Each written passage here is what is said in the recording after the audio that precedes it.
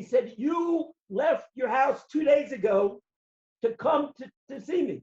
So you, in your head, 2 days ago, you were here by me. These people, they just came today. They've only been here for a couple hours. Where a person's thoughts are, where your head is, that is where you are. That's your makom. Rabbi Sabaita was in Siberia for 20 years. His body was in Siberia, but Sabaita's head and his neshama and his spirit never stepped foot in Siberia. Sabaita, when he went to Siberia, he went there because he went on a mission. He went for a totally different reason than the Rishonim who had arrested him and brought him in there. Sabaita went there in order to be Mekadesh Shem Shamayim, in order to be Moisei Nefesh to keep Shabbos, in order to be Davik with a Kadosh Baruch Hu. That was where Sabaita was. That's where his head was. That's where his machshavas were. And that's where Sabaita was. Sabaita was never in Siberia. His body was there. But the place he was in was a totally different place. He was connected with Shabbos. He was connected with the Kadosh Baruch Hu. That was where he was. Rabbi Sai, we control the place that we're in. Our attitude, the way we respond to things that happen, the circumstances around us, we can't control. But where our heads are and where our souls are and where our spirit is, that depends only on us. And we decide that. And it's true with where we are, and it's true with relationships. There's a crazy Gemara in Brachas that very few people understand. It's a nutty Gemara. It could only happen in Eretz Yisrael. The Gemara says, I think it's on Daf Chaf if I'm not mistaken. The Gemara says that when a person gets married, this is good for the Chasonim, right? When a person gets married, it's a Gemara in Brachas. Ki nosiv einish isaso. When a man marries a woman, Hochi, Amri le Hochi. This is what they say to him. Matzah or Maitzah. There are two different lashonos of finding. You know, your wife. What kind of wife did you marry? Matzah isha matzah toiv. You married a woman and you found bliss and happiness and good. Or Maitzah ani es isha marmi marvis. Or I find the woman bitterer than death. Now, it's crazy. A guy gets married, a young guy, right? David gets married. The next morning, the Chachmei Yerushalayim come to him and go, David, no, matzah or maitzah?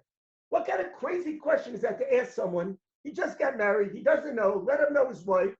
And you know what? Maybe things are not so good. So what are you bothering the guy for? What kind of stupid question is that? It's a ridiculous question. There's no way in the world the Gemara could write such a crazy thing. How can you ask such a question? Reb Chaim Kreisberg, Zichrein Levracha, he was the guy, the Rav based in the Rav of Antwerp for many years. He says a beautiful, beautiful shot. He says, if you look at the Gemara doesn't say they ask him. The Gemara says, Amrile. They say to him, Matzah or Maitzah. They say to him, you just got married. You have an option. You can decide what your marriage is going to be like. Is it going to be a matzah isha matzah toiv? Is it going to be you found a woman, you found bliss, you're in a beautiful situation, or you can create for yourself matzah isha isha marmi mothers. They're telling you that your marriage, what it's going to be like, your relationship is 100% up to you. You control that. We control where we are. We can control the relationships that we have. Remember, Yehuda Mandokon, Zechariah Levracha, he used to always say over a beautiful, beautiful ma'aseh. He said there was a dad, and the dad worked hard, and he came home, and he sits down on the couch, and he wants to read a paper. He's got to relax, chill. He takes a beer. He's relaxing, and he has a little kid. His kid's 5, 6 years old. His kid comes over. Abba, Tati, I want to come play with me. Please play with me.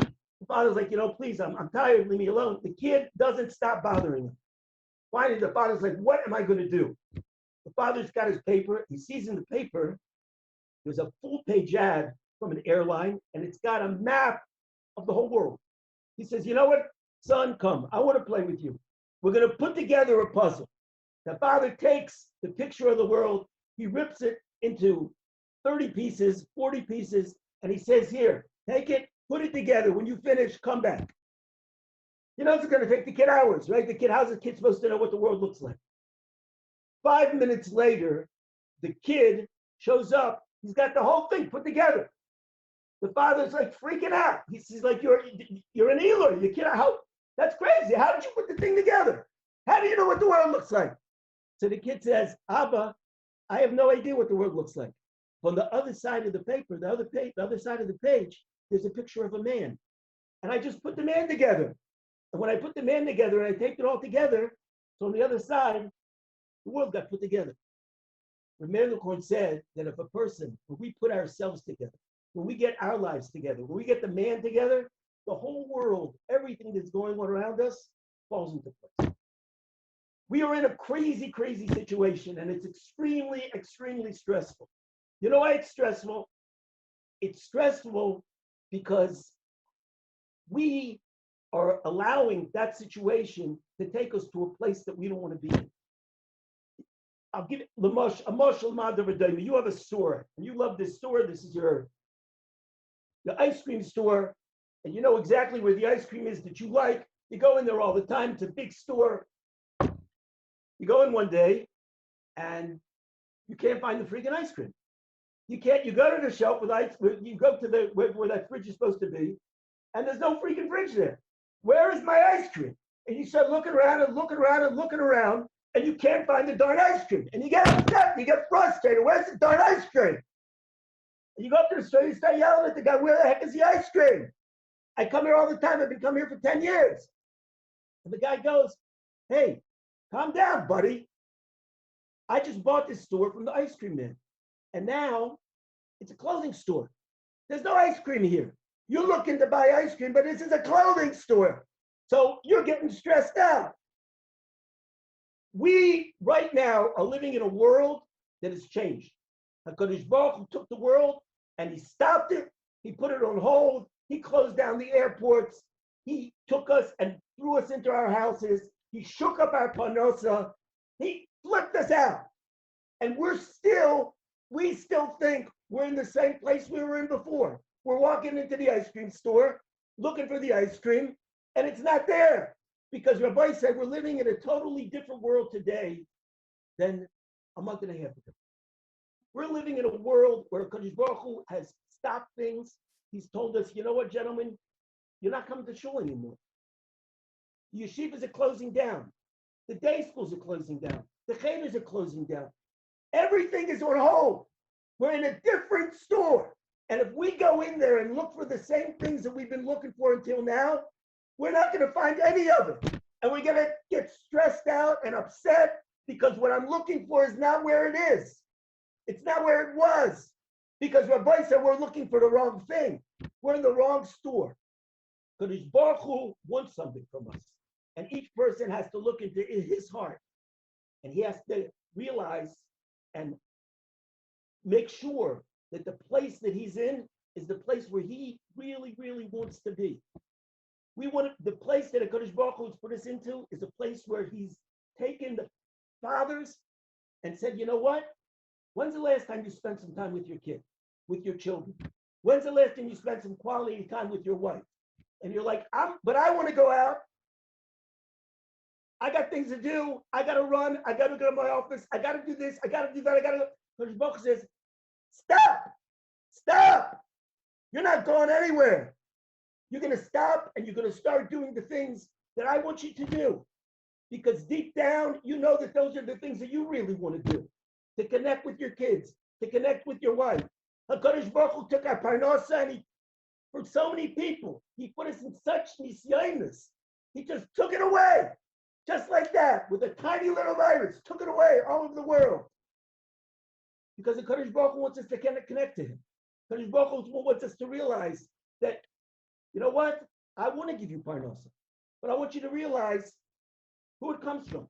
I want you to appreciate it.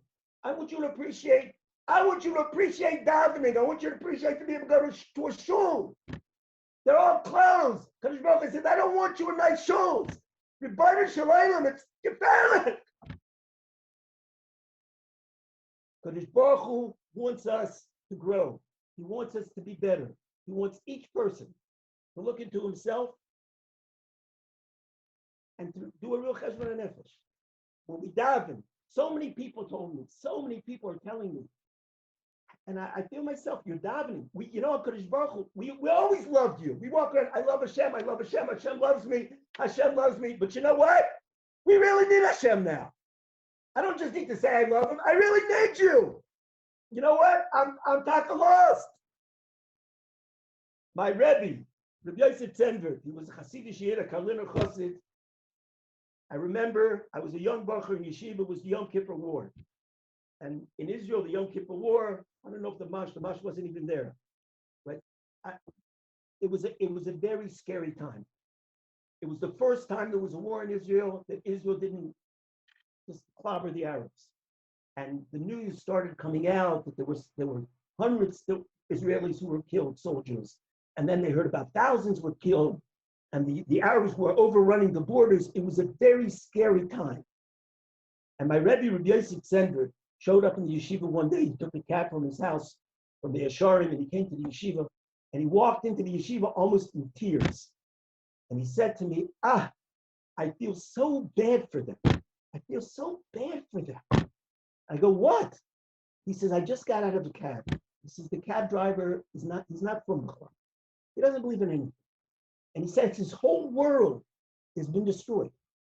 He has nowhere to turn. The world is coming to an end. He says, I feel so bad that they don't have a Rebbeinu Shalom. They don't have a Kadosh Baruch Hu. He says, it's a hard time, but we turn to a Kadosh Baruch Hu. We know Kadosh Baruch Hu loves us. We know Kadosh Baruch Hu is listening to us. We know any Yisurim that he gives us so that we should grow and become closer. We know that he's there. He says it's such a beautiful thing. This poor man, he has nothing. He's lost. Rabbi side, Li'ayin Hara, we're in a very, very good place. We're in a place where Kadosh Baruch Hu is reaching down to us, and he's grabbing us, and he's saying, I won't let you go. I want you. I want you to have that kesher.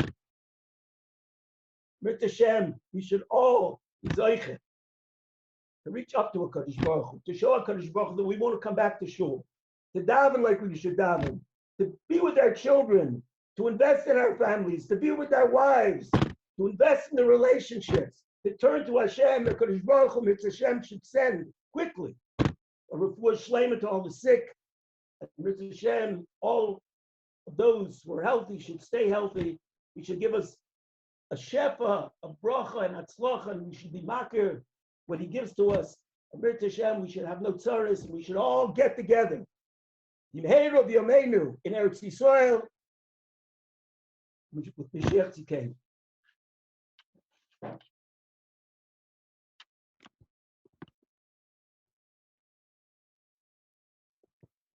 Yeah. So, guys, I just wanted to say that if anybody wants to ask any questions at this point in terms of what we have allocated, we've got another 10 minutes, whatever. We don't have to, hit the clock exactly. It's Neveh, so we don't want to do the clock, too much on time.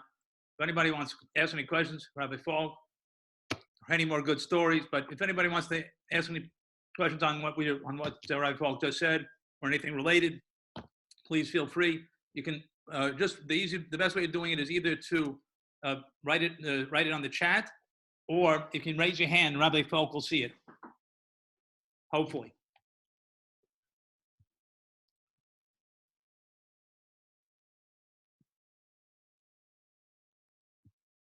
Rabbi Falk, I don't see anybody responding quite yet. I want to add one point. When we talk about like somebody like Sabota, that he even though he was in Siberia, he did not allow himself, his head, or his spirit to be in Siberia. And we look at it, we think like that guy's a crazy tzaddik. It's not really realistic by me. But I want to tell you something. I've seen like touches of it where we can do it. I fly a lot. You get on an airplane, right? The Mash can tell you. The Mash is a tzaddik, so he's not so into Gashmias, but I get on an airplane. I'm tired, I'm exhausted, and you order a meal, and you expect to have a kosher meal.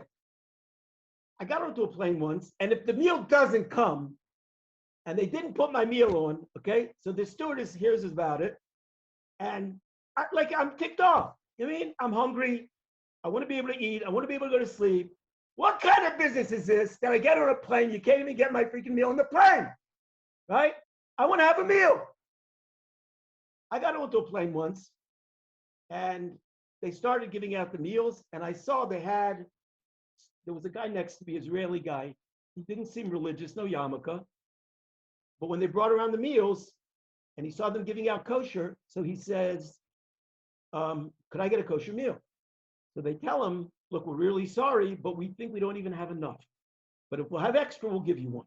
Huh? They give out the meals, and they gave me my meal. And I'm sitting down there with the meal. And the stewardess comes back to the guy, and he says, did you find me one?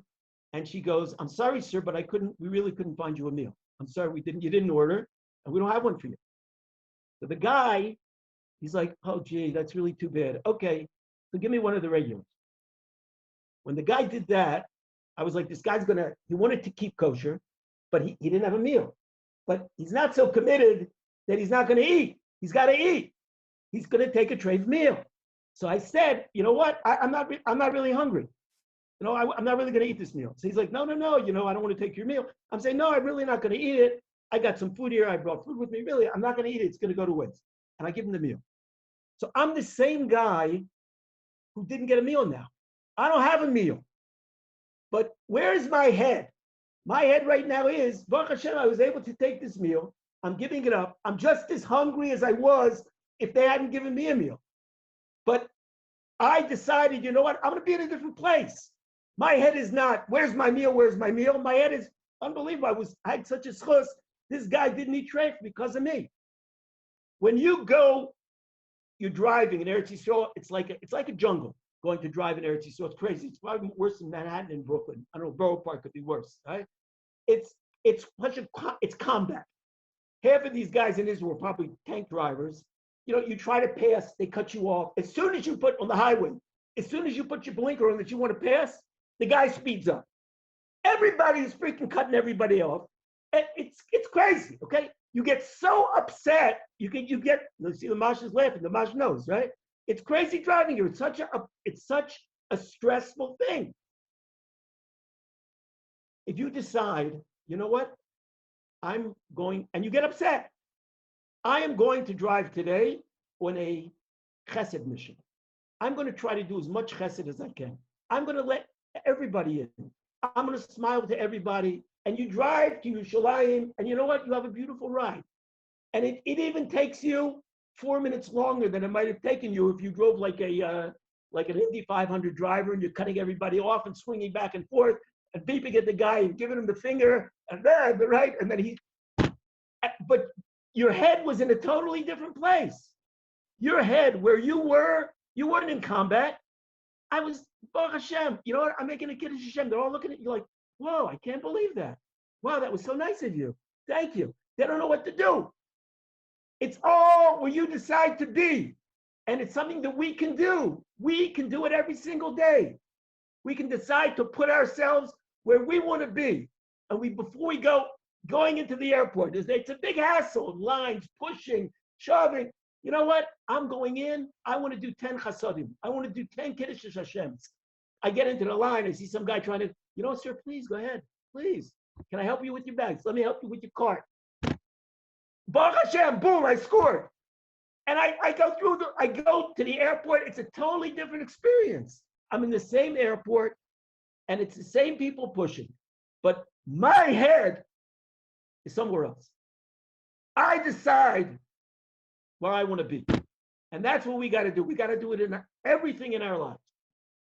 I love you guys. Go ahead. All right, guys.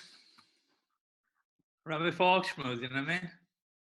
How great was that? It was worth like the whole thing. We're going to get the match too. Rabbi Slavin, like, you know what I mean?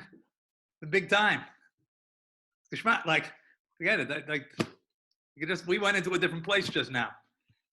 Anyway, I just want to tell you what's, we're going to send out over here as a link. First of all, it's just great to see everybody here. Some guys I know, some guys I don't know. Some guys don't want to see me. but like it's fantastic for us. So it's a big physic for us. We're going to send out, Joey Apt is going to send out a link about Shomas doing Teva. Joey Apt is going to send. Oh, he just sent it. That about for a questionnaire. So people who want to stay in touch, we're going to be offering learning, offering schmoozing, offering whatever the Neveh guys need. A shteyuf. We're thinking actually of coming out with a like a phone like answering thing, shteyuf. So that like it'll be on your phone. So if you like instead of get a ringtone, got the shteyuf. We're going to patent that one, right? I knew you would like that one. Anyway, so we're going to well that one's going to be coming out. We don't want to like do too much at one time. We're going to thank you very much, Rabbi Falk. We're going to go to Rabbi Feldman. Has a video over here again, so please put that in. We're also going to be not doing it yet. We don't want to overdo it. We're going to try to see if we get a WhatsApp group. But the first thing is we're putting out this form. Fill it out. We want to help out. Extra chizuk. Get back together. Not just like a one-time thing. We really want to make this happen. Anyway, Joey, we're going to move into Rabbi Feldman. You give me 1 sec, and we're going to. He's going to speak he's got a 10-minute video, and afterwards we got Rabbi Gamliel, who did a special video for us, and then hopefully Rabbi Slavin gives a little explanation and do his own thing. Thank you, Rabbi Falk. Great to see you guys. Good Chodesh, everybody. To all our friends, Talmidim, alumni. I'd like to share with you a few thoughts. We find ourselves in the midst of Sfiras HaOmer. Sfiras HaOmer was marred by the death of the Talmidim of Rabbi Akiva, as we all know. Rabbi Akiva had 12,000 sets of chavrusas, 24,000 Talmidim, and they all died in Pesach Vad Atzeres. There was a terrible plague, and they died al shalei noagu koved zeh b'zeh. Interesting to note that it says over there that they died from misas askara. Askara is like a strangulation that you can't breathe. Seems very similar to Chalila, something that we become familiar with. It's called over there a misora. Misora is, the Ben Ish Chai says, when a person can't speak, he can't, before he dies, he can't be mitzaveh. He can't give over a will and testament, a last will and testament. That's called a misara.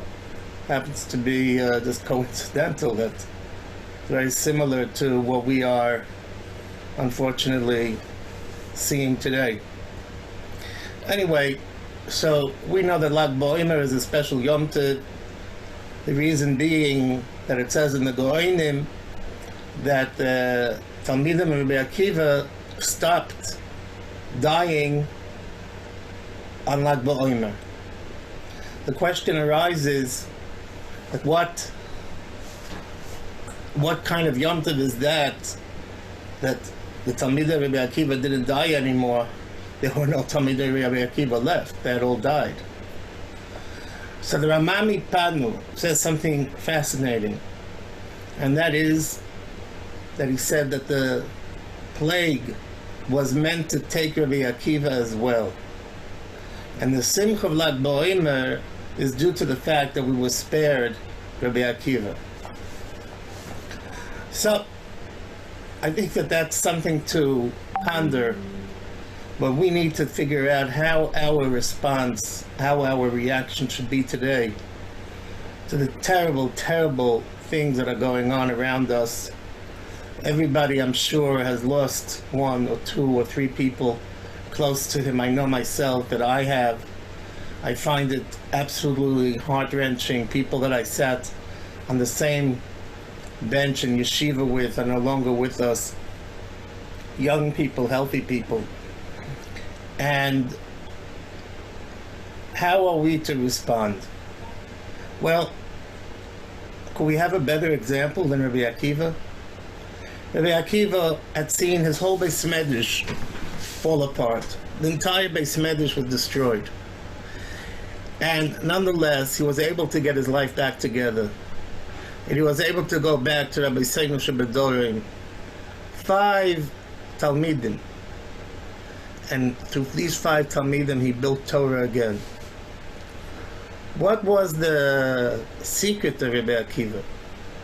The Gemara says in Yevamah that Rabbi Gamliel saw a ship that was drowning in the ocean.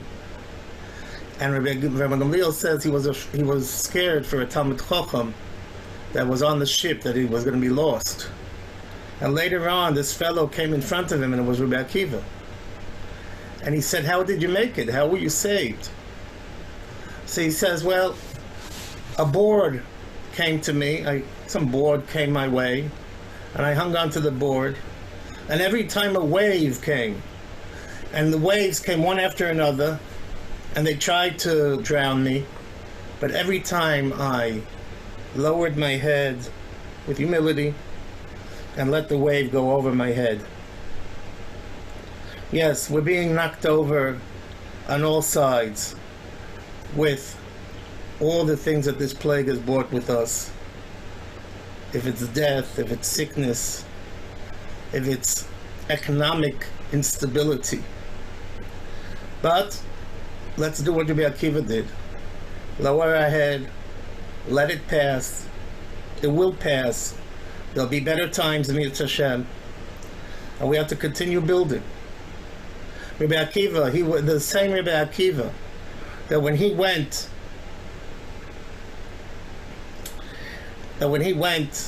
next to the Temple Mount and he saw the foxes coming out of the Beis Hamikdash, and all the Tanoim were crying, and he was laughing. And the Tanoim said to him, "Rabbi Akiva, you don't know how to laugh, to cry? You're always laughing." And Rabbi Akiva was able to see in the desolation of the Churban Bayis, he was able to see that if this nevuah was fulfilled of the Churban, the nevuah of continuity will also be fulfilled, and Yerushalayim will be rebuilt. I think we have to learn how to see what Rabbi Akiva did, and the way Rabbi Akiva does things, that's the way we have to continue. And of course, not to mention that we have to ponder deep, deep within ourselves. Everything has been taken away from us. Our Torah, about the Midrashim, about the Knesiyos, our mikvos. And you know, we have to walk out in the street with a mask. It seems to have been taking our Tzelem Elokim away from us. But maybe there's something deeper to our Tzelem Elokim, and we have to look for it and find it. I just want to end with one story I say over often when we were in Poland. With the Klosenberger Rebbe, everybody knows that the Klosenberger Rebbe had 11 children and a wife, and he lost it all in the war. And he rebuilt everything that we know today, Kiryat Sons in Eretz Yisrael. In America, there's a Rebbe. Hospitals, but Midrashim, Mifal Hashas, whatnot. And he started all over again, let alone all that people he helped at the DP camps, etc., etc. Before the war, he had a minhag that every day on Hanukkah he would answer the kasha, the Beis Yosef, why do we need 8 days on Hanukkah? 7 is enough. He would answer it with a tremendous pilpul. And he worked very, very hard every day to answer it in a different way. And he would come into the Beis Medrash with a stack of Sforim very, very high, but he couldn't bring it in because it was too heavy. He had worked too hard to prepare the shir. So his Gabba would bring it in. When he was saved through tremendous nisim, and he finally opened up his Beis Medrash again in Williamsburg, so he started again the same minhag. Every year, every day, a different way to answer the Beis Yosef's kasha, 3 hours shir. Only this time there's one thing that was different. That every time he would come into the Beis Medrash, he came in holding the Sforim, a big stack of Sforim. And the Gaboim and the people asked him, Rebbe, that's not the way it was in Klosenberg. In those days, he used to ask us to bring the shloimim. So he says, yeah, I thought I didn't have the koyach. But as I went through the war, Hashem taught me that I have much more koyach, perseverance, than I thought I had. Today I could schlep this farm also. Let's hope in Yitzhak Hashem, like Rebbe Akiva, we're all going to come out of this bigger people, better people, stronger. And in Yitzhak Hashem, you should know no more tzar, Bezos Hashem. And the Gula Shleima, Kadosh Baruch Hu should take us. I'll just share with you, one of the Avelim told me a beautiful idea. He says all these people that are Nebuch dying, they don't even get a chance to say goodbye. And he said a beautiful mashal. He says a person goes to the store. He speaks for, he says his wife goes to the store. So he says goodbye, take care. If somebody goes away for a day, the goodbye is a little longer. If somebody goes away for a week, then the goodbye, oh, take good care of yourself, enjoy yourself, I hope everything works out. If somebody goes away for a year, then it's a whole situation, let alone if it's for life, right? You're not even going to see the person again. But over here, the goodbyes are so short. So it would seem that HaKadosh Baruch Hu is telling us that we're going to see them again soon. And Yitzhak Hashem, they'll soon be Tchias HaMeisim, and we will be once again reunited with those that we have lost. Hashem Yirachem. Gula Shleima and Tchias HaMeisim soon. B'meiru b'yameinu Amen. Good Chodesh, everybody.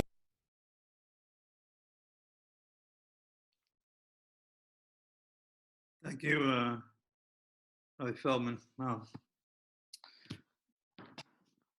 I think it's all fairly clear from all of us that are joining this that there's really no way for any individual to make this, to make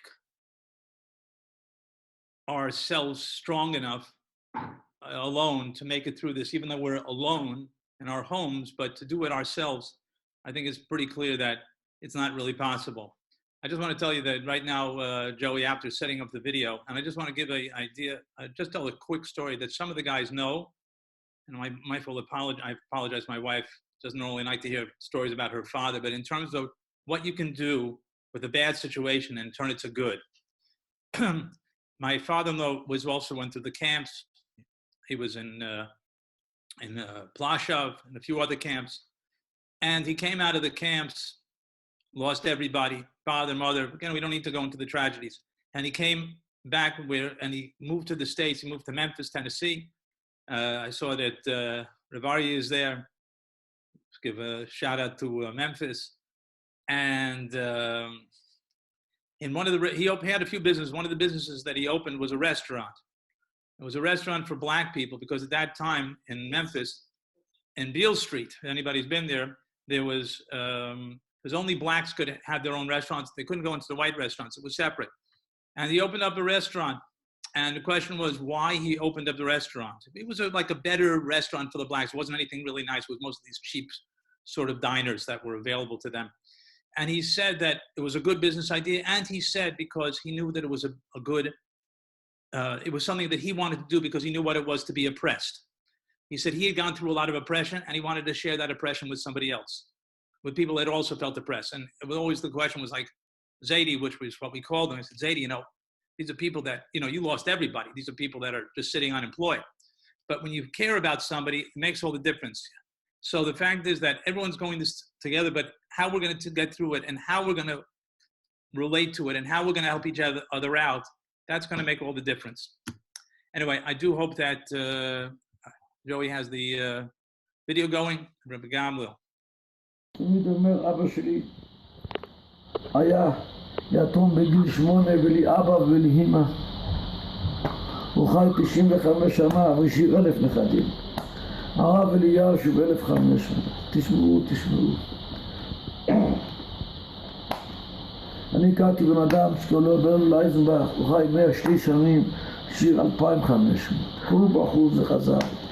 היצירות מלחמים כל אחד מלחמת עולמי בלי כלי נשק, כמו שהקורונה זה מלחמת עולמי בלי נשק.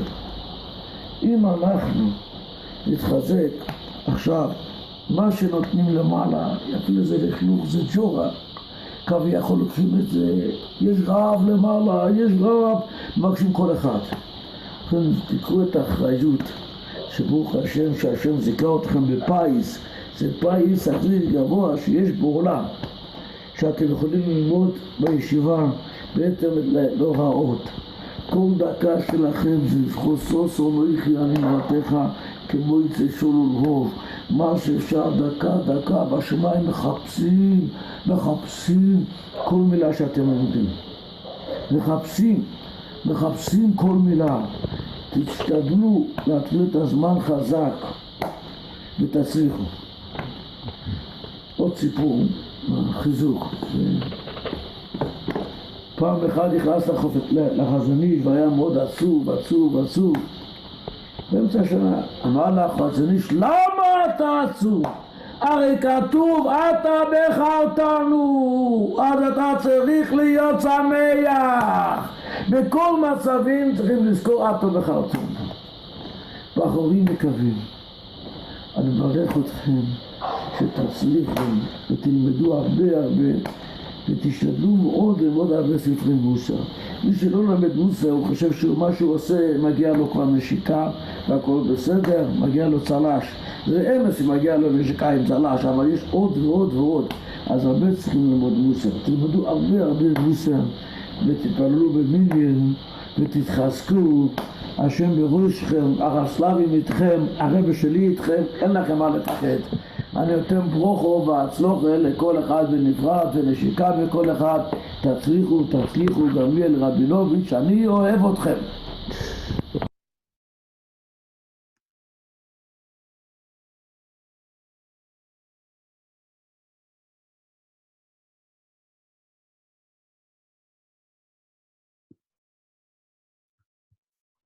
That's a special video that was made by Rabbi Gamliel for us. Special, Rabbi Slavin had gone in. I asked Rabbi Slavin, he goes and he gets has his own groups. I said, Rabbi Slavin, do me a favor. See, Rabbi Gamliel will speak for us, especially for us. Some of us know Rabbi Gamliel, some of us don't know. He's the head of the Shari Shemayim, the great Kabbalah yeshiva. Anyway, I don't know if Rabbi Slavin is on, but I hope so, but if not, let me see. I don't know if Rabbi Slavin is on yet. So again, terrific. Anyways, I'm going to step off. Again, Rabosai, you have the forms that was sent out, the link. Please fill it out. Rabbi Slavin, it's all yours. Shalom Avrocha. I mean, I have to make a Baruch Mechai Mesim, seeing so many sweet neshamas I haven't seen in ages. They're seeing all these Zizipunim. I think it's like a kibbutz galius. Yasher koyach to Rabbi Chalab, Joey After, Psachia Futterman, and everybody involved, the Mash, of course, to make this a reality. Just to give you a smidgen of what Rav Gamliel was trying to convey, he told me he was so happy to hear that Neveh, we have a group of about 25 guys, dorm counselors, with the program up and running, the Mash and the whole staff, and especially the dorm counselors who decided to stay and make this program reality. It's just next level. Lady Cohen especially. It's just unbelievable. When I told him that the yeshiva has been going on, he says, you don't understand that it could be that because of Neveh, we could have been poida, we could have redeemed all the Jewish people. And he explained, he said that, he told the story that his father told him that he heard from the Chavetz Chaim. And the Chavetz Chaim explained there was one time a Jewish merchant who had purchased a vast sum of wheat. And unfortunately, the people who sold it to him were not so scrupulous. And it was filled with dirt and all kinds of rocks and stones. And nobody wanted to buy it. And he was stuck with his inventory, millions of pounds of wheat. And then the war broke out. And once the war started, there was no more wheat to be found. Everybody came to him and he sold his stock and he made a pretty penny. So Rav Gamliel was trying to say that the Chavetz Chaim is explaining that at that time when there's a starvation, when there's a famine, even the type of wheat that's not necessarily the most lechatchila can satiate and provide nourishment for millions of people. And he said that's the state right now with the Torah world. It's very different. There's no big yeshivas bustling with all the finest of yeshiva bachrim, the creme de la creme. We have the reality of Neveh guys who are providing the nourishment with a program opening and running to give that nourishment. He said, Kaviyachol HaKadosh Baruch Hu. HaKadosh Baruch Hu, Kaviyachol, is hungry and is searching out for those people who are learning. Of course, all of you who are online and have many programs now, Baruch Hashem, many programs of people learning, and all those people learning are a tremendous nachas HaKadosh Baruch Hu. So that was part of the chizuk of Gamliel wanted to give us, and to give us that we have this whole program running, and he said that we should know that we're giving tremendous nachas to Hashem. All right, that thus far was Rav Gamliel's a very kitzer nimratz of what Rav Gamliel was trying to explain.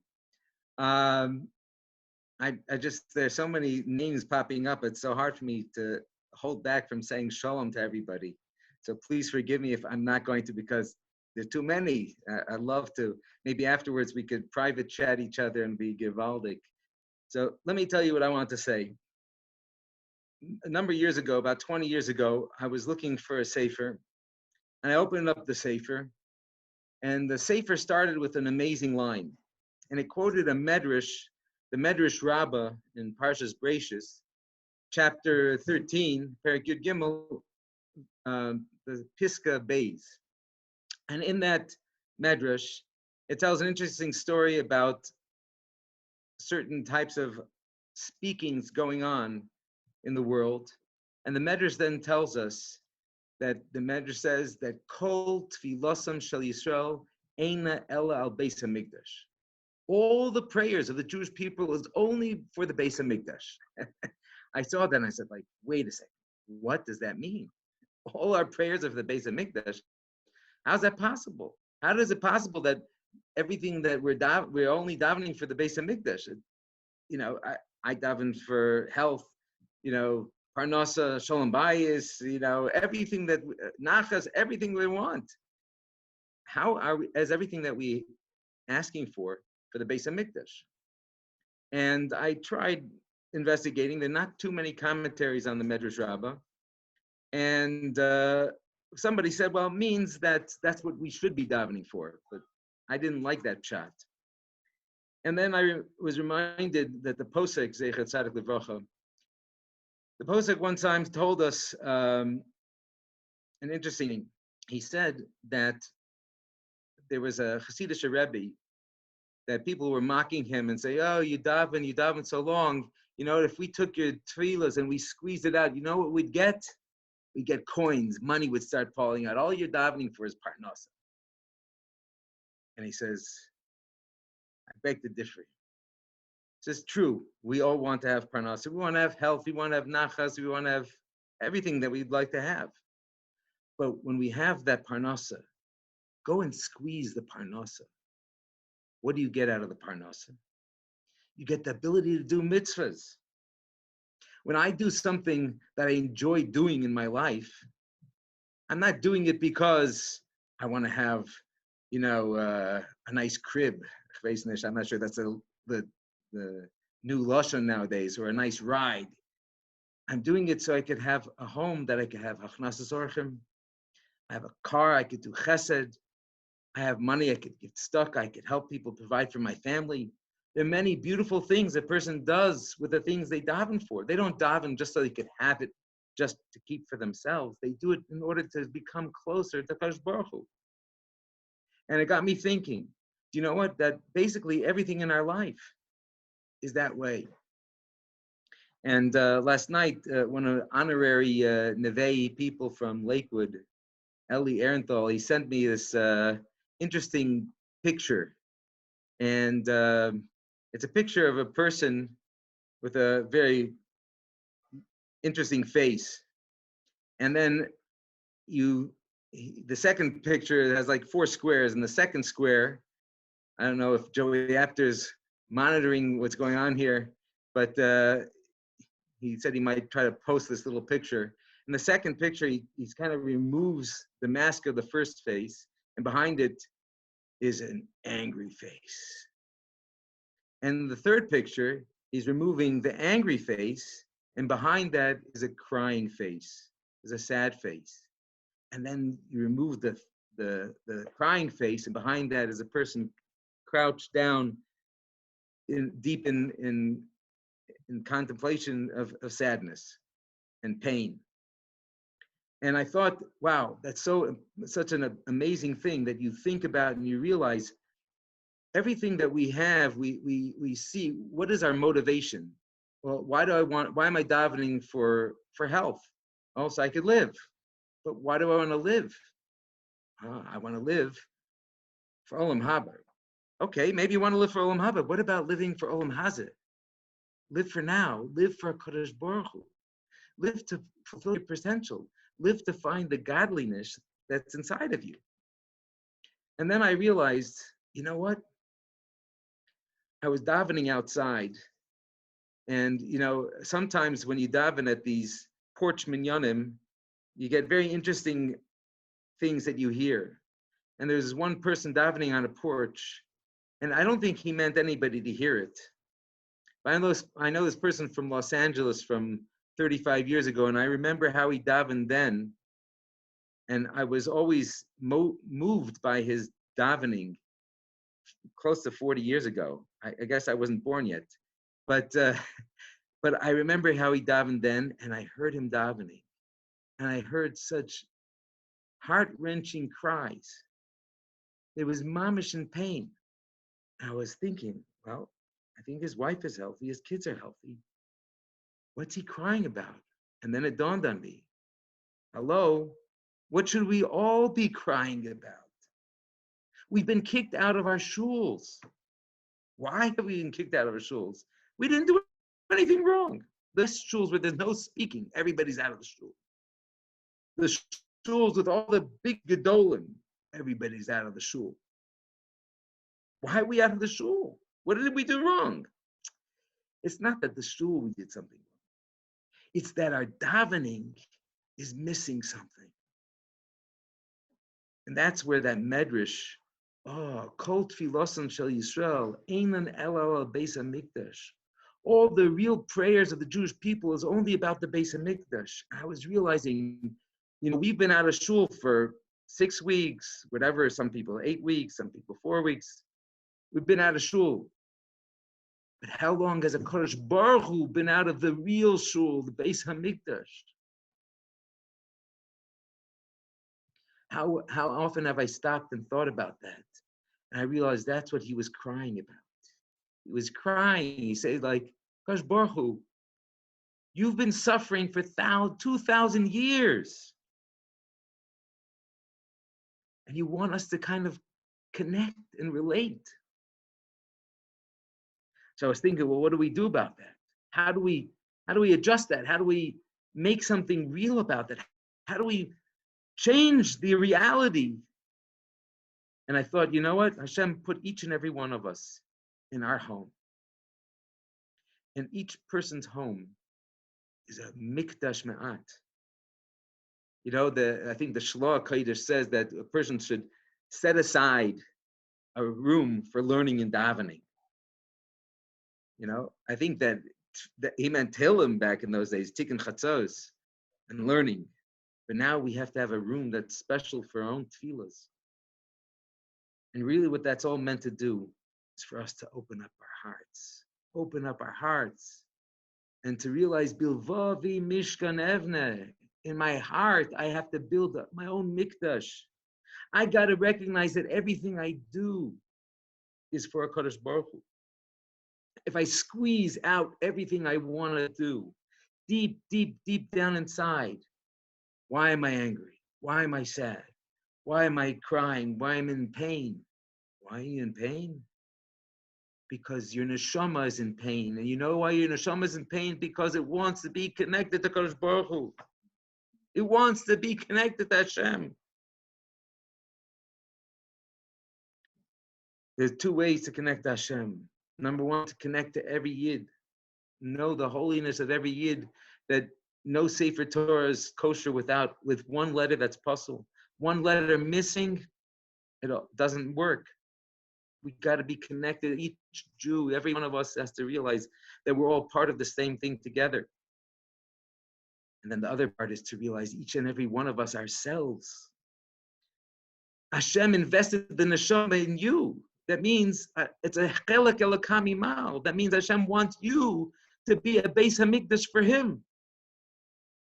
That means if you squeeze your tefillas and you squeeze everything you want, it's because really deep down inside, Kol tefillos shel Yisrael einan elo Beis Hamikdash. I want to make myself a Beis Hamikdash. Hashem wakes us up every morning and says, I give you back your neshama. Now make yourself a mikdash. Make yourself a place that my presence could be palpable and shine. And you have to do it for yourself. You have to recognize that yourself first. And once you recognize that yourself, then Mela, you can influence others. Explain to everybody how important every Yid is. How important every neshama. There's no neshama that is second rate. No neshama that's disposable. Hashem made each and every one of us for a specific function. And without that, the whole Sefer Torah is not good. So I think that this is something that I think needs to be developed. And I think it's a special time HaKadosh Baruch Hu has given us to contemplate and think about these things and realize our power and potential, especially us Neveh alumni. Each and every one of us, I mean, some of us were even kicked out of Neveh, you know, but you know what? A lot of us were let back in. And you know what? And even if we weren't, the HaKadosh Baruch Hu is keeping us alive. He wants each and every one of us because each and every one of us matter. I was telling that there's a beautiful Torah from the Chernobyl Maggid, the Maori 9, the first Rebbe of Chernobyl. He was shining the light. He was radiating Kedusha before there was any of the nuclear fallout. And he said something beautiful. He said that, you know what, Klal Yisrael, why is there something called a Metzora? He says, those Torahs are Metzora. This is the Torah of Metzora. And Metzora is Motzi Ra. He takes out, says evil. And says, why is that so bad? Why is Lashon Hara connected all three big ones, all Avodah Zarah, Gili Raish, Shvichas Damim? If you do speak Lashon Hara, it's like all three. How could that be? It's something outweighs the three big ones. Yaharek Val Yavor, L'chara, a person should never speak anything, even Avak Lashon Hara.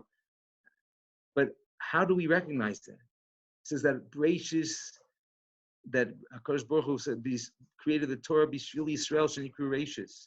And every Jew that exists is a source of tremendous nachas for HaKadosh Baruch Hu.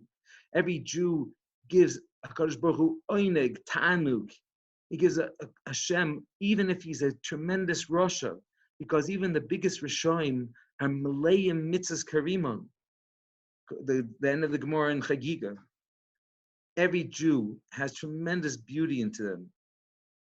And therefore, and sometimes when we do something that's not so good, so we made a little, like a child in his diapers. And you ever see a parent taking care of a child in his diapers? The parent goes with love and he goes over the child and says, let me clean you off, my dear child, my shefela.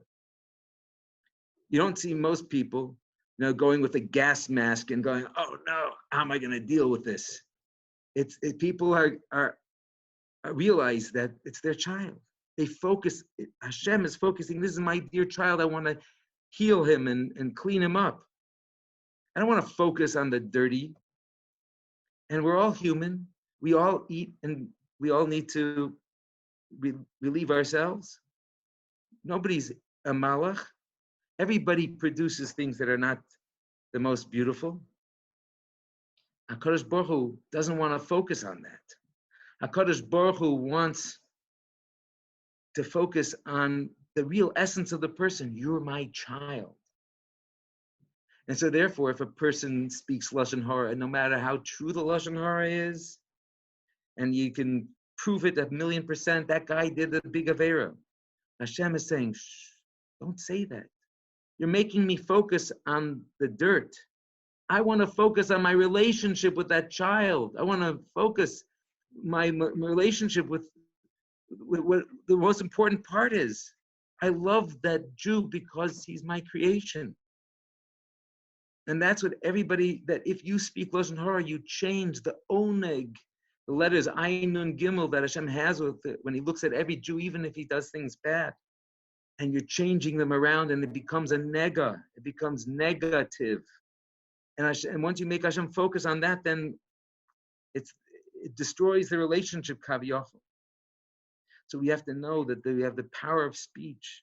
We have to understand that the Torah said, the Zohar Kodesh mentions that there are two birds that were, a person had to, if he spoke Lashon Hara, one bird had to be shechted, that's connected to Lashon Hara, and there's another bird that gets sent away. And that was the bird that is a kapara for the good words you could have said, but didn't say. We all have the power. It says the Lashon Marpe Eitz Chaim. The healing tongue is the tree of life. And that's Torah. If you could say something nice to somebody, give somebody chizuk, say a nice vort, that will give a person, make him uplifted and make him feel closer to HaKadosh Baruch Hu, closer to the reality of himself, that HaKadosh Baruch Hu is inside of him. Each and every one of us is a Beis HaMikdash. And if we focus and daven for that, to make a reality of each and every one of ourselves to be our own Beis HaMikdash, then cumulatively, Be'ez Hashem will have the schus that HaKadosh Baruch Hu will build that Beis HaMikdash for everybody in the whole world to see, that his glory will be shining, and everybody will see the Kedusha and the Tahara and the beauty of the whole world in its true reality and its true inner essence. May each and every one of us be zocha to come to that recognition and come to that reality. And Be'ez Hashem, all of us together with all the Yidden in the whole world will be zocha to see the binyan Beis HaMikdash b'mheira b'yameinu amen. All right, I'm not sure if where to go from here. I was like, we're not letting you go so fast. Okay, I'm here. I'm good. So first of all, if anybody has any questions, so again, you could either put them on the chat, or you could raise your hand. But I personally would like to ask you something, Rabbi Slavin. Okay. Wonderfully, like real inspiration. I appreciate it. I just am wondering, how would you suggest for the people that are actually, most of the people that are tuning in are in America, and the reality of what's going on day to day is overwhelming. How would you suggest, or if you have anything concretely to suggest about how can they move from this beautiful ideal, how do they link between the beautiful ideal and the very difficult reality that we find ourselves in today?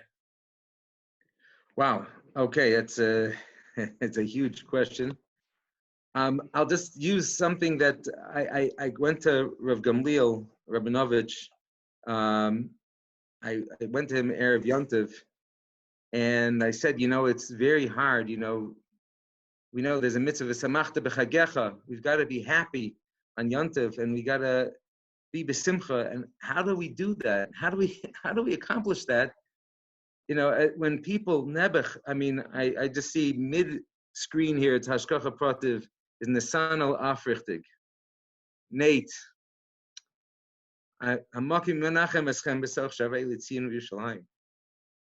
don't know where Honi is, but please give him my best also. We have our dear Talmidim who've suffered losses. How do we walk into a Yontiv? So Rav Gamliel told me that the Belzer Rebbe, who survived the Holocaust, came to Eretz Yisrael after the war. I think it was in 1948, and he went to Tel Aviv, and he did a tish, and he asked the people, do a tish as great as you can. It means they probably had apples. In those days, 1948, what was a big tish? They had apples. I'm not sure. But And at the Tish, it was like, mamish, like when things were as if nothing bad had happened. And after the Tish, some of his Hasidim said, Rabbi, how did you do that? How can you be so besimcha and so excited when so many of us died? And he said, you know what? You know what Parsha it is this week? It's Parshas B'Shalach. What do we say in B'Shalach? We say, Oz Yashir Moshe of Israel. And Chazal in the Gemara says, why does it say Oz Yashir, then they will sing? It should say Oz Shtar, then they sang. Why is it talking about the future? Because the Chazal tell us that this is a proof for Tchias HaMeisim from the Torah. Tchias HaMeisim. He says, we just left the burial grounds of Europe. The whole Adma grounds of Europe is tameh because of Yiddish blood that's been spilled. But you know what? When the Yidden left Mitzrayim, right before they left, they had 6 days they were working, burying 80% of Klal Yisrael. Millions of people had to be buried in Egypt, in a place where they're not going to come back and be able to visit on a yahrzeit. The worst of the worst. There's no way I'm going back. I have no idea where anybody's buried. But you know what? Moshe Rabbeinu took us out. We had Kriyas Yamsuf. And then Hashem said, don't worry, Oz Yashir Moshe. Then we'll sing, because there's going to be a Tchias HaMeisim, and all of those neshamas are going to come back and rejoice with us in the future when Mashiach comes. There's going to be a Tchias HaMeisim. And even though so many people lost their lives, and there's so many people who are crying and sad and don't know what to do with themselves, but we have to strengthen ourselves with the emunah that Hashem is going to bring this all to fruition. And nobody died for nothing. Nobody lived for nothing. Everybody had a purpose and a function in the world. Whatever it is, it's so difficult to explain. Millions and maybe even billions of lives that existed that we have no idea what they were for. But in Tchias HaMeisim, we'll then be able to rejoice, all of us together with our family and our loved ones, and be able to understand, oh, that's why everything happened. And that'll explain and give people hopefully give us some chizuk of how to survive these times when so many people are no longer with us. I'm not sure if that answered your question. Arab David, Shkoyach, and Shkoyach to everyone who's participating. The Yehuda Zimmerman here. I had two nakudas that I would like to mention here. One of them actually addresses the question that was asked of Rabbi Slavin. We are used to a world where we, Kaviyachol, control everything. Where we have technology, where we have medicine, where we have transportation. The world that we're living in is truly incredible. Something I once pointed out to somebody was the house of the poorest Jew today is more luxurious than the castles of the King of France 150 years ago. Okay, so we are just so in control of our environment, and we begin to forget, Chalila, that it's really all HaKadosh Baruch. And what happens is, I know people tell me, they say, oh, you know what happened? I just spoke to this person yesterday, and then I heard this, and a half hour later they were gone, and all these horrible, terrible stories that we're hearing. And it's very clear that, I mean, this is obvious probably to everybody in the world, as I pointed out by Slavin earlier today, at the end of Yeshaya. But we should not be surprised when these things happen. Our lives hang by a thread. And this is always true, 24/7, from the moment we're born to the moment we die. Enough people just get up in the morning, or don't get up in the morning, or they get up and then 10 minutes later, or whatever it is. The circumstances are of everybody's life is really tenuous. And unless we daven to HaKadosh Baruch Hu to give us life, then so one of the things that I try to do for myself, and I think it may be a valuable exercise, is to think about all of the chesed that HaKadosh Baruch Hu does in keeping us alive every minute. I mean, I know there are a few doctors, maybe more than a few scientists, but anybody who looks at the Neflois Habriya, the incredible complexity of creation, of man, okay? And here comes this we all learned the Gemara with Titus and the gnat, right? And the little mosquito with his brain going, tack, tack, tack, tack, tack, tack, tack, tack, right? It doesn't mean it was a mosquito. For all we know, it was corona or something like it, right? We are all hanging by a thread, and we don't feel that anymore. A couple of 100 years ago, I mean, during the Holocaust for sure, everybody who was in Europe at the time felt that every moment was a chesed from Hashem, and they appreciated it. We feel, what do you mean? I'm healthy. I don't smoke. I go jogging 3 times a week, right? I got it made. No, you don't. It's all HaKadosh Baruch Hu. And it's not an easy message.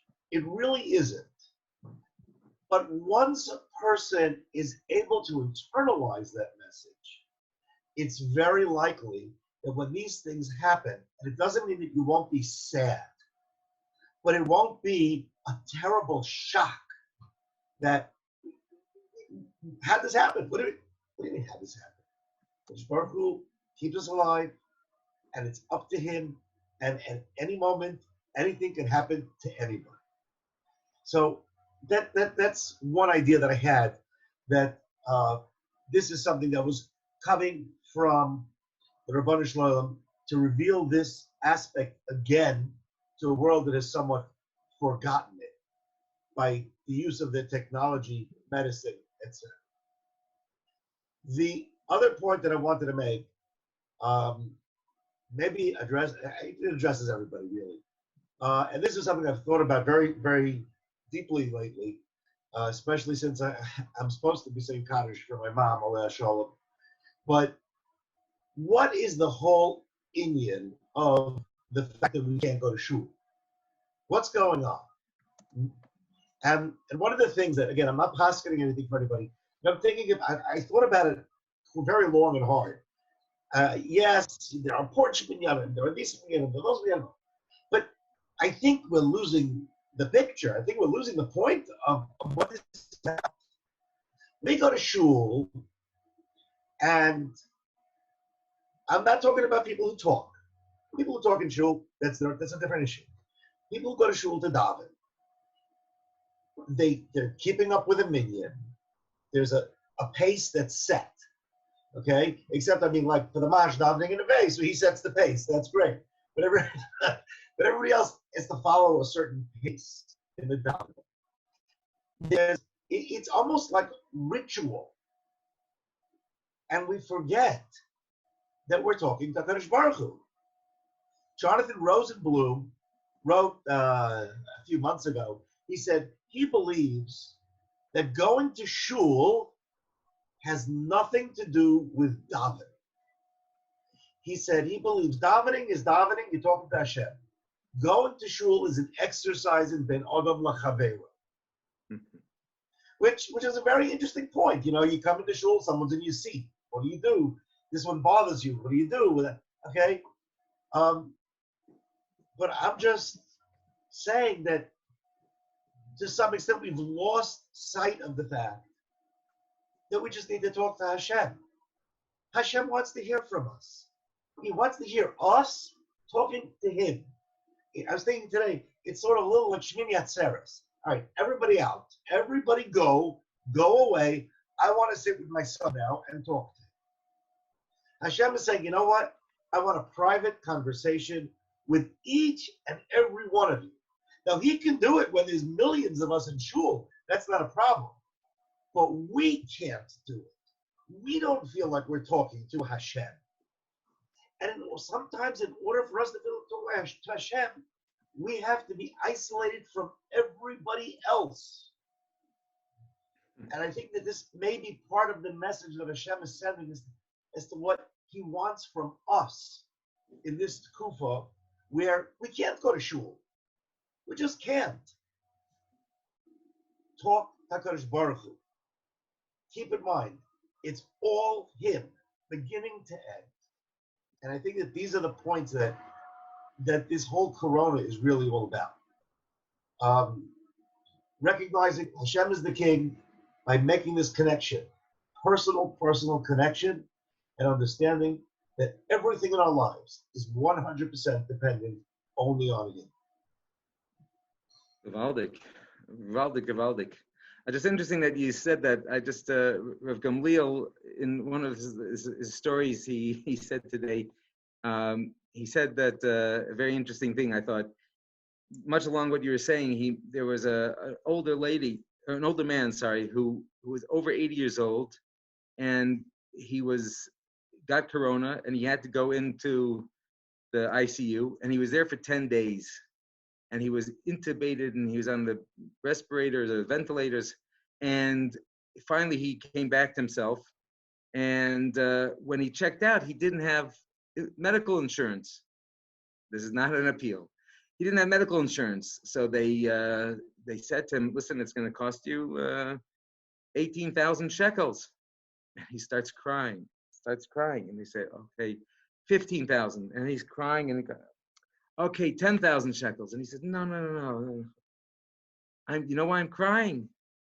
I'm crying because 10 days in the hospital cost me 18,000 shekels. I have 80 years times 365 days. I have to thank HaKadosh Baruch Hu. I have to thank Hashem for every neshima and neshima." That's the way a person was supposed to look at it. You know, it's a whole different take. And I think I'm not sure if that's exactly what you were trying to say, but just another interesting maisa along the lines. And so, any other questions before my time is up? I think I still have 10 minutes. If anybody, any of the old, Hey, young. we got a question on the floor over here. Is how do you were talking about loving every yid. Well, what happens when there are yidden around you that are doing things that that just seem to be wrong? We know that it's hard for all of us. We see people that, we try to wear our masks and try to do whatever, and then you see people do it. How do we love? So that question was sent in. How do we love those kind of, those kind of folks too? Well, I'll tell you like this. Honestly, it's something I'll tell you something from the Mori Naim. The Mori Naim said an amazing thing. I don't remember the exact Mori Makam, the exact place he says it, but he says it's definitely out of like a Karlbach Maisa, where he says, he said something to the effect that, and they looked in the mirror, and they looked in the holy mirror, and they saw, "Oi, Gewalt, is the person ugly? Oi, Gewalt, is he ugly?" And Lamaisa, nothing was going because he's an ugly person that he's trying to get through to. And then finally he did such true, he broke down and he cried and he realized, how imperfect he is and how much he needs Hashem and how much every yid really matters. And he went back to the same person. When the person opened the door, he saw the same person that used to be ugly was beautiful. I'm totally killing the story, so please forgive me. Psach, you sold it over so much better. But it's just like it's the way a person sees himself when he looks at somebody else. That's like mamash, a mirror. So I know that from myself. That's part of us analytical Jews who study the Talmud, and we look at the Gemara and we're trying to find the flaw in that reasoning and why is this like that and back and forth. So sometimes we're always looking to find the flaw, whereas we have to realize that we want to find the beauty. We want to find the neshama that each and every, we're all in this together. We're all part of that Sefer Torah. We all have to realize that, some of the letters look a little nicer, some look different, but we're all part of this whole big, greater scheme of Klal Yisrael.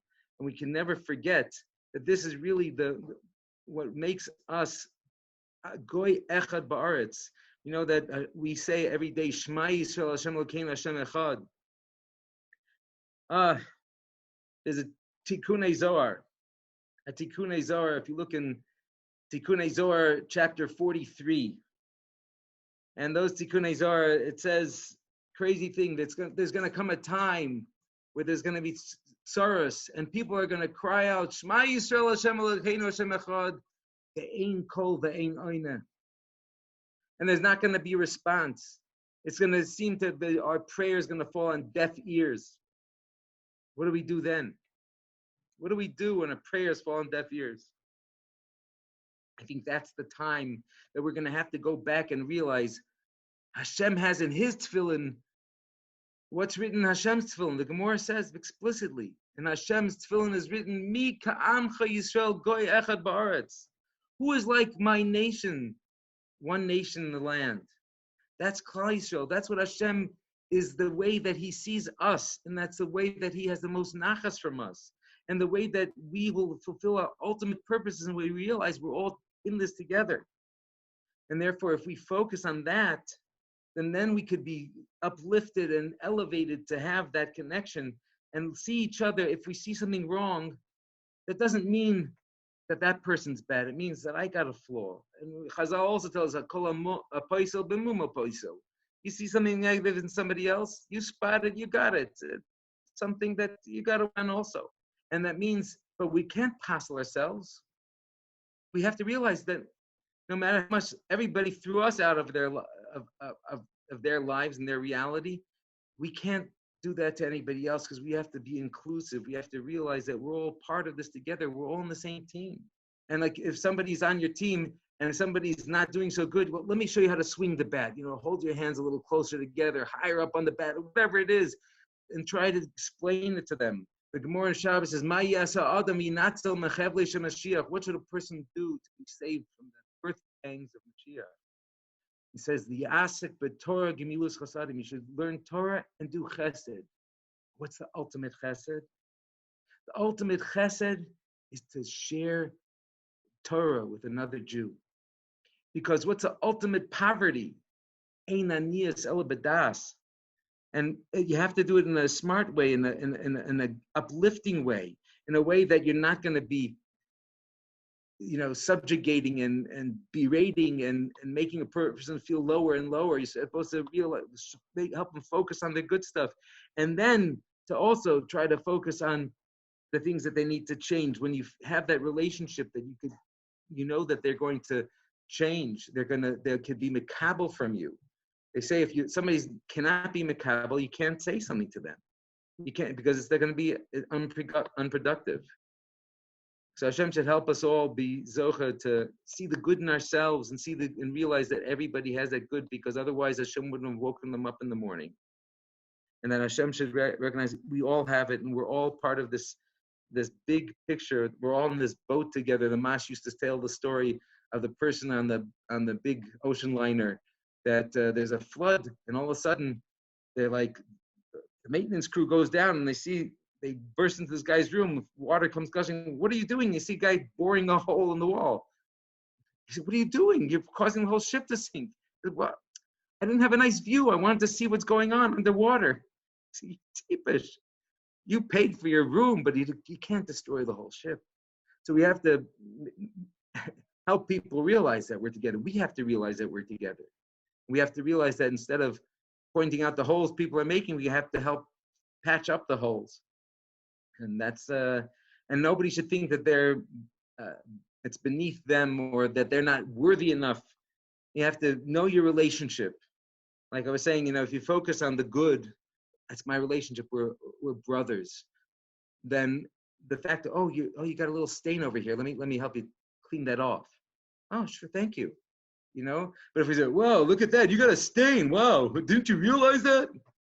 Then that's not going to help bring achva and brotherly love. So we have to recognize that we have to do it develop the bond and relationship, because once you have that, then you can show the things that need to be changed and adjusted. I'm not sure if that was too long-winded. Excellent. Thank you very much, Rabbi Slavin. Super appreciated. Thank you very much. Big chizuk for all of us, My including pleasure. everybody. Okay. Ahavas Israel, Shem, Ahavas Hashem, Shol Bizocha. We're going to go on to Rabbi Sternberg's video that he sent for us. I just want to give it, again, a little bit of a plug for the questionnaire that we put in there. There were some questions that did come up, but we can't quite answer everything. So I really think that the point of the questionnaire is to try to encourage guys to say what they would like. We want to see, we're hopefully starting up a WhatsApp group from this particular meeting. Idea, it's an ongoing process for all of us. There's no way to just kind of like have one evening, one kind of seminar and then done. It's a process, and we all need an ongoing chizuk with each other, and doing a give and take, hearing from the Rebbeim and getting the chizuk, and hearing from the guys, and it just continuing. Anyway, so we're going to go on to Rabbi Sternberg's message to all the Neveh guys. Okay. Yeah, we're going. Yeah, okay. There's a very well-known vignette involving Reb Aryeh Levine, the subject of a very famous sefer called A Tzaddik in Our Time, that he came with his wife to a doctor, and his wife had a toe infection. He came into the doctor's office, and the doctor asked him, what's the problem over here? So Reb Aryeh Levine answered the doctor, and he said, our toe is hurting us. Not his wife's toe, our toe. Reb Aryeh Levine was so in touch with his wife that they were one. Many of our Neveh family members are going through terrible personal stress these days. They're suffering losses, and it's touching all of us. We're all feeling the losses of our members of our Neveh family. And in the midst of our losses, we're looking for some guidance on how to move on from here. And one of the ideas that I think can give us a little bit of perspective is what Shlomo HaMelech tells us in Shir HaShirim. Shlomo HaMelech says over here that there's a conversation between HaKadosh Baruch Hu and the Jewish people. The Jewish people come to Hashem and they say, Hagidi li, please tell me, Shava Nafshi, you who my soul yearns for, who I love so dearly, Eichetira, where should I flock my sheep? Eichet tarbetz b'tzarayim, where should I find any comfort in the terrible, fiercest gullus that we're in? And HaKadosh Baruch Hu answers him, and he tells the Jewish people, Im lo tidi lach, if you don't know, my children, hayafa b'noshim, you who are the most beautiful of all of the women, tzilach bi'ikvei hatzon, if you don't know where to follow, where to go, then you follow in the footsteps of your ancestors. And that's where you should shepherd your flock. Al Mishkanos Haron, following the shepherds. The traditional, age-old answer that the Jewish people had to face situations that were beyond comprehension was their turning to Tehillim. The Mesilas Yesharim tells us that life is like a maze. We're going through very difficult situations. Many times we come to dead ends and we don't know exactly where to turn. But on top of that maze that life presents us, there's a guide. There's someone there who's been experienced, and he can take us through each one of the steps to bring us to come to a conclusion. Under normal circumstances, the map that we've always followed was the Torah HaKadosha. But in certain situations where we're just lost with all the fine details, and we come to a point where we just don't know where to go any further, so then we call out to Hashem, as David HaMelech says, Ta'isi kaseh oved, I'm like a lost sheep. Bakesh avatecha, search for your servant. Search me out, please, Hashem. I plead with you to come to help me deal with the situation. And Hashem sends his trusted servant David HaMelech, who was the shepherd of the flock of the Jewish people. Why was David HaMelech picked to be the shepherd of the Jewish people? The Gemara in Sanhedrin tells us a very interesting insight, that after Nebuchadnezzar had destroyed the Beis HaMikdash, He wanted that the entire world should bow down to him.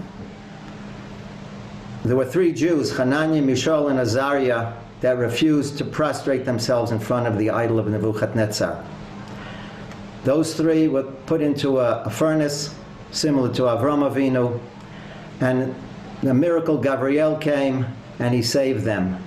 When Nebuchadnezzar witnessed such a miracle, he started saying praises to Hashem, that the Gemara in Sanhedrin tells us that had he continued his praises of Hashem, would have outshone David HaMelech's praises of Hashem in Tehillim. But all of a sudden, a malach came and slapped him in the face, and he was quiet. So the Kotzker Rebbe asks, that's not fair. If Nebuchadnezzar is so inspired to recognize the greatness of Hashem and to say, hey, praises to him, which would have outdone David, then why should it be taken away from him? Why should he be not denied that opportunity? So the Kotzker Rebbe says that what the Malach was showing him is, Nebuchadnezzar, you see Hashem in his greatness. You see him when he's performing miracles. Then you're able to say praises to Hashem. David HaMelech suffered enormous difficulties in his life. He was hounded, he was chased, some of his children died. He suffered all the sufferings of the entire Jewish people. He is the heart of the Jewish people, and it's because David HaMelech suffered such terrible situations throughout his entire life. Every Jew identifies with David HaMelech, and that's why David HaMelech is the one that we turn to whenever we are in difficult straits, because we understand that David HaMelech is the one that understood us and understood every situation that we were going through, and he's the one that will guide us in all situations. That's one idea that I wanted to share with you. From another perspective, I had a very, very wonderful opportunity to just finish Maseches Machos with one of our Talmidim in the yeshiva. We put in a lot of time and we worked hard at it. And, you know, the Jewish people also made an enormous siyum. They finished Shas not long ago. And it's told again in the name of the Kotzker Rebbe that someone came to him and he told him that he just went through Shas.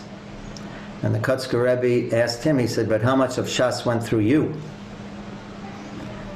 And I think that one of the lessons that we can come away with over here that I saw in Maseches Makos is that in the end of the Masechta, the Gemara brings down that there are certain values that a Jew should live by, must live by, in order to be able to live his life as best as he can. And the Gemara starts out with 613, and then it goes down to 13, then down to 11, finally reaching one value that is paramount that a Jew must live with to help him go through his entire life career. The Gemara says, Bo Chabakuk came the Navi Chabakuk, Ve'emidim alachas, and he gave us one value that if all others, this will see us through. Shenema, like it says, V'tzadik be'emunaso yichya. A tzaddik has to live with faith. This is the test that the Jewish people are going through now. We completed Shas, but now Hashem says, but how much of Shas went through you? Are you prepared now to live out this value that Habakkuk came and taught us? Tzaddik be'emunaso yichya. For us to survive, we have to live with faith in Hashem, and that He's going to bring the Yeshua Karafayim. There's a very well-known song that in America, it says that when you smile, the whole world smiles with you. The problem these days is that people are wearing masks, so you can't see that smile. What we have to do now is, we have to smile with such a feeling and such an emotion that even it can go through all of those veils and all of the masks that everyone has, and we can feel that we have a faith in Hashem and that He's going to lead us to bring the Yoshua. And finally, I just want to bring out the tefillah that Yaakov Avinu gave. Yaakov is Yisrael. He is the Jewish people. When Yaakov was faced with a famine And the brothers came to Yaakov and they said that in order to alleviate the famine, you're going to have to send down Binyamin to get the food to bring back to save you and the family. So Yaakov gave them permission, and he gave them a bracha at the end. And he said, V'kel Shakai, that the God who was with me should have sent mercy with you, and you'll be able to bring back Binyamin and the food. And Rashi quotes the Medrash, and Rashi tells us that what does Kel Shakai mean? What does it mean, Hashem Shakai? Medrasho, Misha Omar Olam Dai, to the God that said, enough to the world, Yomer Dai L'Tzarosi. He should say, enough to my tzaros. Be'ezras Hashem, the tefillah that Yaakov had, that Hashem should say, die, it's enough to all the tzaras. And Mitzvah Hashem, the next time that we get together, will not be for chizuk, but will be to celebrate together the coming of Mashiach B'mheira B'yameinu. Okay. Yeah.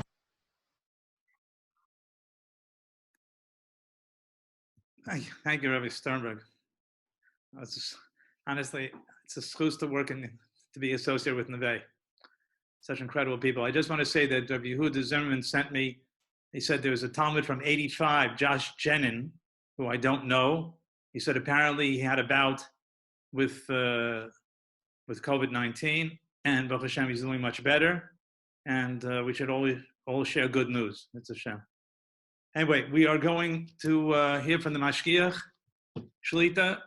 He's going to present, however long he's going to present, and open things up for questioning.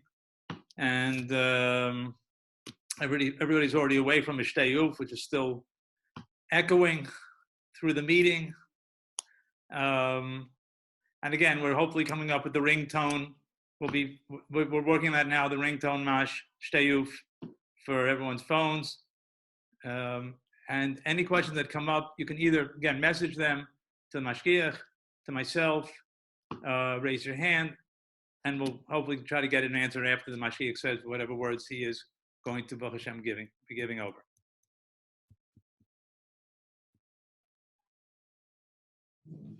Okay, fellows, I want to say how much of a chizuk I am having. First of all, by listening to the unbelievable Rebbeim and what they had to say. And second of all, by seeing, I try to go through everybody, to seeing all your faces and and the phone's ringing here, I'm sorry. It's just amazing. I just want to say something to Yehuda Zimmerman.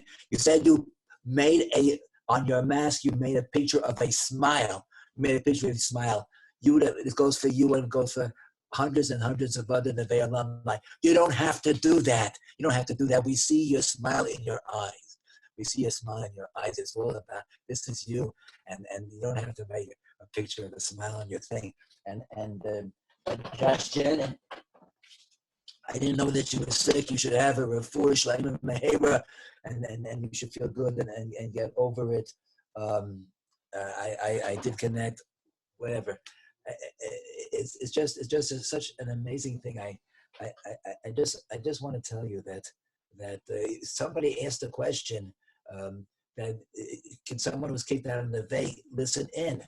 I don't understand that question. And I just realized when I said, what's the question? I cried when I asked some of you fellas to leave, usually when you leave the room, not when you're in the room, right? But if we asked anyone to leave, it was for his own benefit. And the vast majority came back, and they came back with our brachas but then I just realized I was also kicked out of Neveh. I was also kicked out of Neveh. Just now I was kicked out. And I think I feel what you fellows feel. In any case, it's just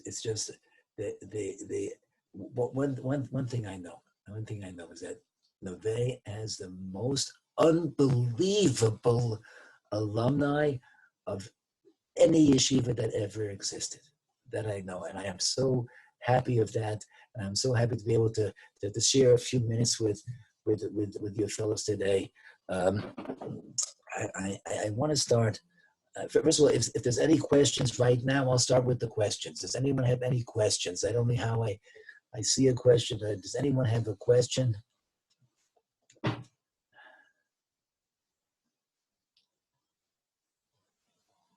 Can you help me out, Joey? Is there any questions? Where do I see the questions? I'm not sure exactly how the this chat, or they could raise their hand, and we'll select them to ask their questions. Okay.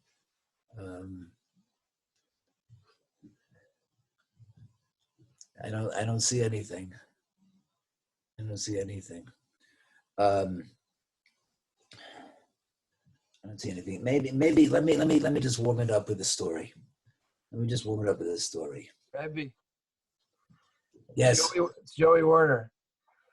Yes, Joey. Rabbi Joey Warner. This is an amazing experience, first of all. Being here with fellow Neveh brothers and Rebbeim, and I'm a little bit emotional.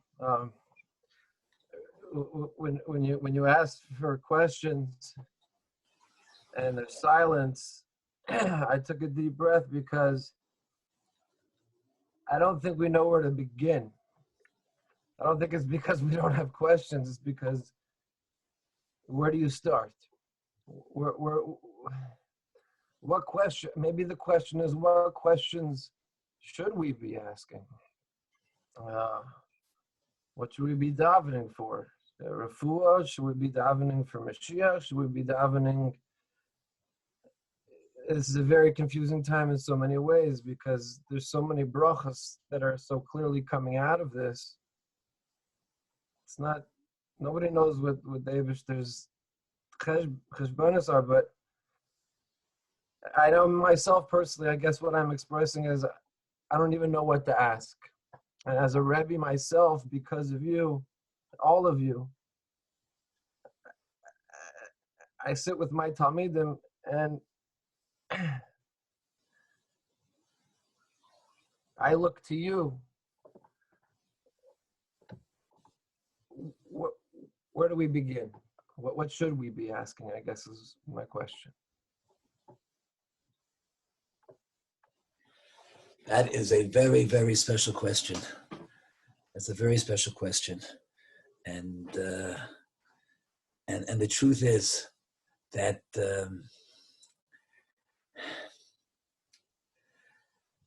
I ask Hashem every day, standing by my window where I could barely see a minyan outside when we daven.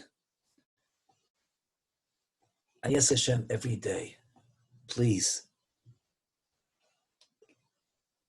let me know what it is that I should be doing in this time. And, I want to tell you something. I'm going to quote, very unusual, I'm going to quote my wife, right? I quote my wife. She said something like this. She said, we just witnessed the Sea Mashas. I was here in Yerushalayim, in Bnei Ummah, and at the same time, MedLife was over there. We went back and forth. And it was amazing. I've seen people dance on Simchas Torah to give kavod HaTorah. But here people were dancing and singing because of the joy of learning Torah. Because they enjoyed learning Shas. They were dancing because of the joy of learning Torah. And Hashem saw that, and there's no something that it made an unbelievable impression. And then all of a sudden, we're thrown out of the Beis Medrash, of the Beit Knesset, of Minyanim. For many of us, we're thrown out. What does it mean? So my wife said, it must have to do with something with Mashiach coming. We may not understand how or why, but it has to do something with Mashiach coming. And I find myself much, much more than ever asking Hashem, please It's enough. Die for Klal Yisrael. We suffered enough. You've suffered enough. Hashem, you've suffered enough. You see that, you see how much we want the whole world to know Hashem Echad, U'Shemo Echad. We want the world to know it, to realize it. The world is so confused, so off base. Please come and reveal yourself and bring us back to Yerushalayim, to Beis HaMikdash. And I find myself, and I think that this is a very, very appropriate time to us to really feel in our guts that we want Mashiach already. We want Mashiach to come. We want the whole world to recognize Hashem. We want the whole world to say, die to the sorrows of Klal Yisrael and bring the Mashiach. I'll tell you a story. I like to tell stories.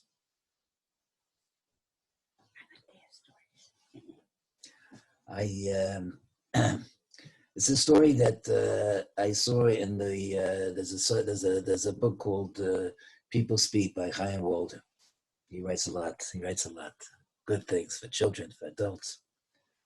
So he told this story that someone once came to the post office. The person who was telling the story was a post office.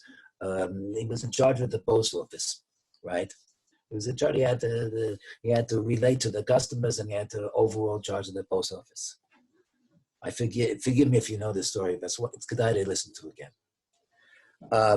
Someone came in and wanted to give. People go to the post office here, and when they want to transfer money to someone in Chutz La'aretz. So if you go to the post office, they send it through Western Union, and they can pick it up, a few hours later, or at the same time he sends it, he can pick it up right away in Western Union. So someone came and wanted to send to his father-in-law. His father-in-law lived in Mexico City, and I'll tell you the day it was, because the day it was is important. It was on September 19th. 2017, not that long ago, September 19, 2017. You'll see why the date is important. He wants to send to his father-in-law in Mexico. Okay, $5,000. So this fellow, he does what you have to do, etc., etc. For some reason, it didn't work. He tried it again, didn't work. Meanwhile, his father was getting very frustrated. This person was getting very frustrated, because he felt bad that his father-in-law was waiting there to go to Western Union to pick up the money. And meanwhile, nothing's happening. He's waiting and waiting, nothing's happening, right? So, this fellow starts to get angry at the guy. He says, what's going on here? You're a post office worker? You can't do such a thing. Everybody else gets it done. Why can't you do such a thing? You must not know what you're doing. And he starts yelling at him. He mamish lost himself. And he says, you are a lowlife, good for nothing. You don't know how to do anything, And this guy here he's listening, it's hurting him. But what can he do? He tries it again. I said, wait, I'll try it again. No, it doesn't go. It just doesn't go. He said, wait, try it. I'll try it again. It doesn't go. I said, you don't know what you're doing. He says, I'm never coming back here again. He said, no, I am coming back here. I'm going to come back when you're not the one in charge. I'm going to speak to your authorities, and I'm going to make sure that they kick you out. And when you're not in charge, then I'm going to come back again to a post office that works right. And he storms out of there. That guy feels terrible. When you berate in front of all the people that work for you, you're cursed out, and one of his workers tried to say something, and he finished him off with one sentence, and then he went back. He just was an expert at making this person feel low, and he gets so shook up, and then he catches himself for a moment. And you know what he says? He says I have to tell you, on his staff, he had one woman who worked there, one of the women who worked there. She was married for 12 years, and she didn't have a child. They didn't have children.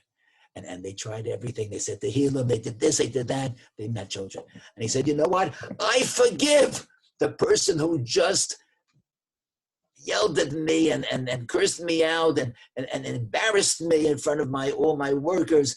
And I forgive him totally. And I want that the zchus of forgiving him should go to this worker, that she should have children. That's what he said. Okay. The next day, he went back home. He couldn't sleep the night. He was up the whole night. It really hurt some of the things which he said and embarrassed in front of. He comes back the next morning. He's half awake. He's coming back this morning, and after a few minutes, in walks this fellow again. He walks and he says, "Oh no, I can't take it again. Another time. And the fellow comes over to him, and he tries to he gives him a hug, and he says, "Please, you have to forgive me. I feel terrible. I didn't know what I was saying. I didn't mean to." He says, and I want to tell you something. I got home, and you know, I called up my father-in-law. I was speaking to my father-in-law. Such a terrible thing. I can't get the money to you. I don't know. I never saw such a thing. It never happened to me before. It never happened in the post office before. My father-in-law said, "You know what? I have to tell you something. September 19th, 2017, there was an earthquake. It shook Mexico City, 7.1, registered 7.1. Buildings collapsed. Over, 100, 200 people were killed. The building, Western Union, where I was supposed to be, the father-in-law told, collapsed, and everybody was killed." He said, "It wasn't the post office worker. Hashem, Berachamim, didn't allow him to transfer the money so that I wouldn't be in the Western Union building when it collapsed. The whole thing was a mess." He told him to that. He said, "Now, please forgive me." And so one of the workers there said, "He already forgave you. Don't worry about it. He already forgave you." Right? He said, "What do you mean?" He said, "I forgive you, and I hold nothing against you, and I want the zchus of forgiving you should go for whatever." So he told him what he said. And the guy said, "You're such a tzaddik. You're such a tzaddik. I have to learn from this. You're such a tzaddik, right?" Postscript, P.S., 9.5 months later. Yeah, she had a baby girl. The woman had a baby girl. That's Klal Yisrael. That's Mika Amcha that Rebbe was talking about. Mika Amcha Yisrael. That's Klal Yisrael. So what questions should we ask ourselves? Hashem, you put me in a situation now where I don't have my minyan. I told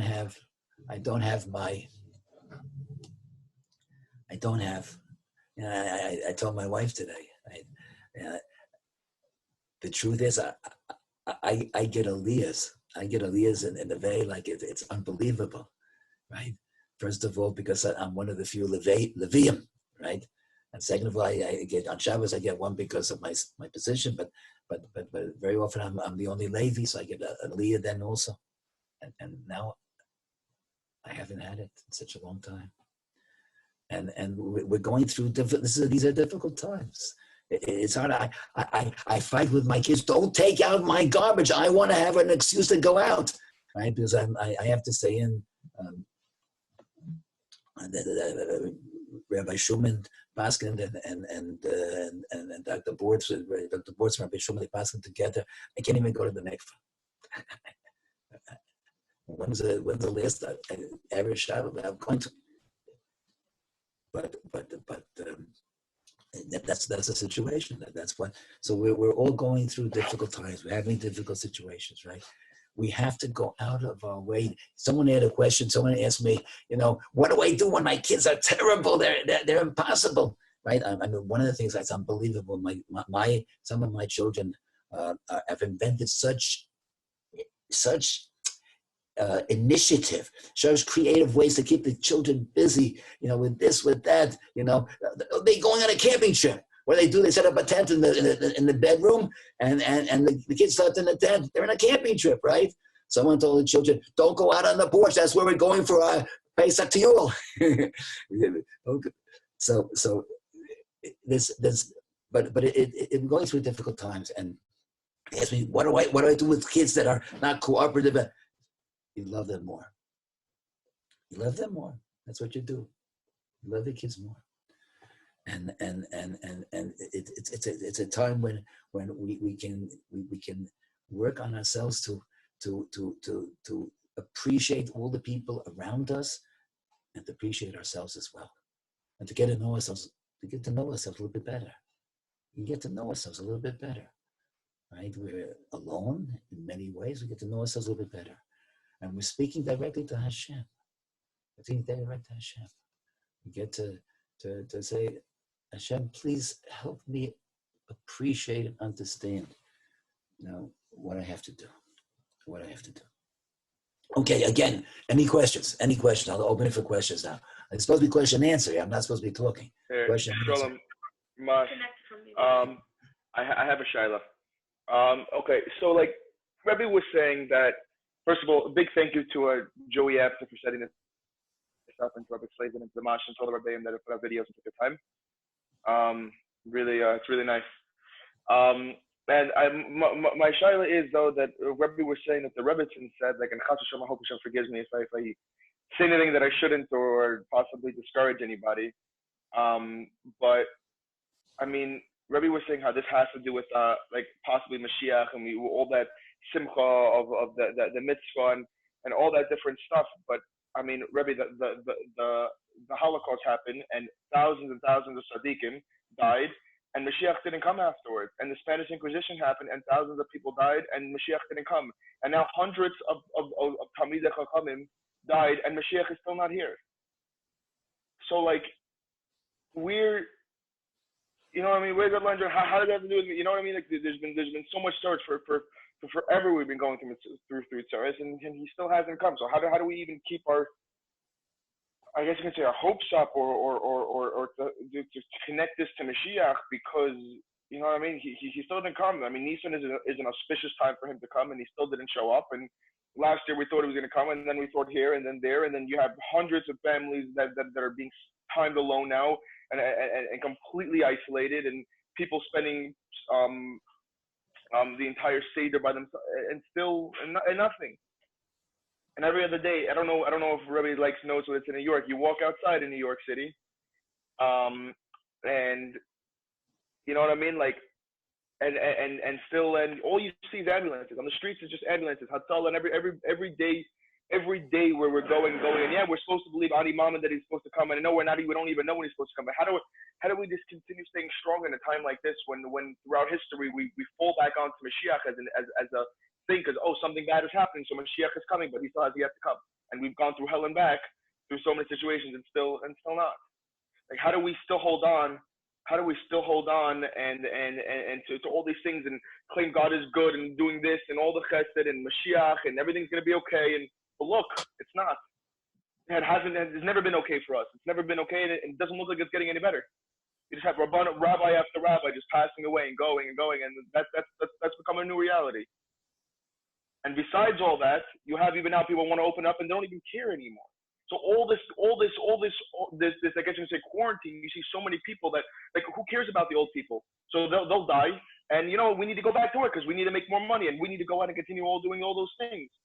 So besides the fact that so many people died and so many people got hurt, we're not even learning from this. So first of all, I'm scared for what else Hashem will send us, and how do we continue going on when all that is happening?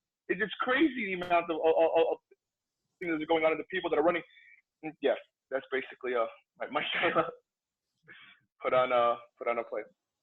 It's also when I saw you had a question, I knew it wasn't going to be an easy one, and I know you're speaking from your heart, right?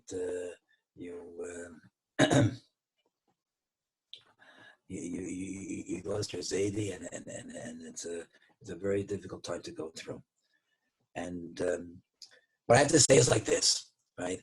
The Rambam says that with all the predictions of Chazal of how Mashiach is going to come, we will not know Pshat, we will not know anything until he comes, because it seems that what is necessary for Mashiach to come will depend upon the generation, will depend upon the door, will depend upon even individuals, and we will not know until he comes, right? But if Mashiach would come today, Bez Hashem, we would know that it began, but certainly the time of the Holocaust. The time of the Holocaust was Gog and Magog, was connected with it. There's no suffering that the suffering of Klal Yisrael and the suffering of Yidden and Tzaddikim. When we should know something that this is, everybody must know this, that it goes for now and it goes for then as well. When there's Midas Hadin, Rahmona Letzlan, Tzaddikim go also. Because if Hashem has to, whatever, it's hard for us that we don't understand it. We need a Navi to understand why it was a Holocaust, but we need a Navi to understand it. But every Churban, there was there were reasons why it had to happen, so that Klal Yisrael can accomplish its task in the world, which is to bring the awareness.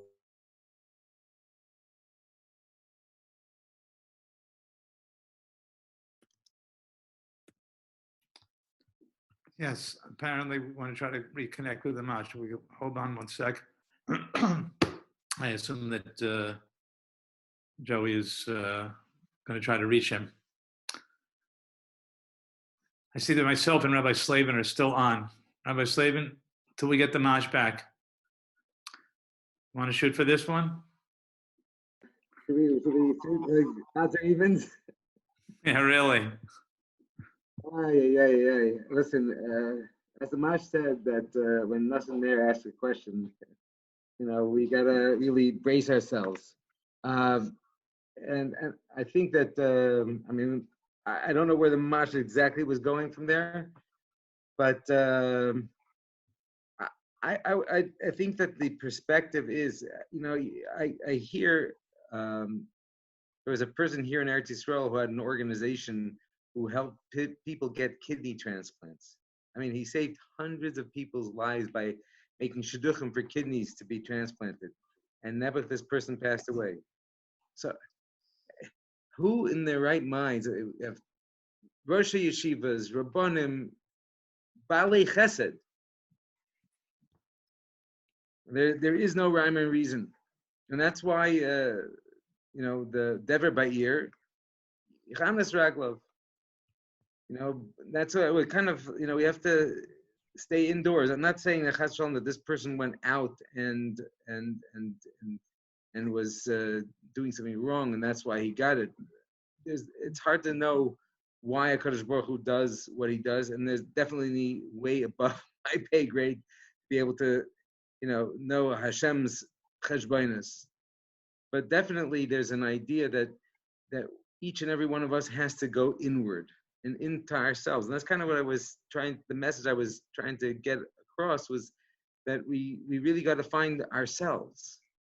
And in other words, that spark of Hashem that makes us who we are. And we have to daven for that. It's an interesting thing. We daven for Hashem, that I should fulfill the purpose that you put me in this world for. And therefore help me get in touch with who I am, and hopefully I'll be zocha to fulfill my purpose. We don't know the cheshbonos of these Rosh Hashivas and big Balei Chesed. Maybe they were supposed to die 22 years earlier because of some chasadim that they did, or some mysterious nefesh they did, that they got extra years. We have no idea what the cheshbonos of why people are no longer with us. We have no idea how long they were supposed to live, and how long. We just know that they left the world when they left the world. And so, we have to daven. I remember when I was a bacher in a place called Neveh Reconnect back in 1981. Let me take out my chappers.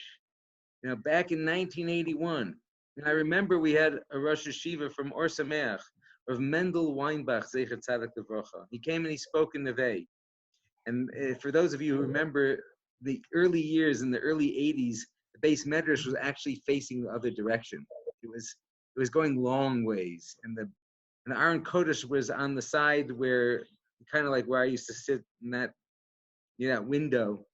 And I remember he got up there and spoke, and he said something very poignant.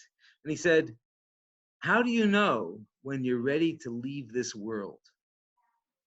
How do you know when you're ready to leave?" And I was like, well, he says, when you know there's nothing left for you to accomplish. You've accomplished everything that you could possibly accomplish.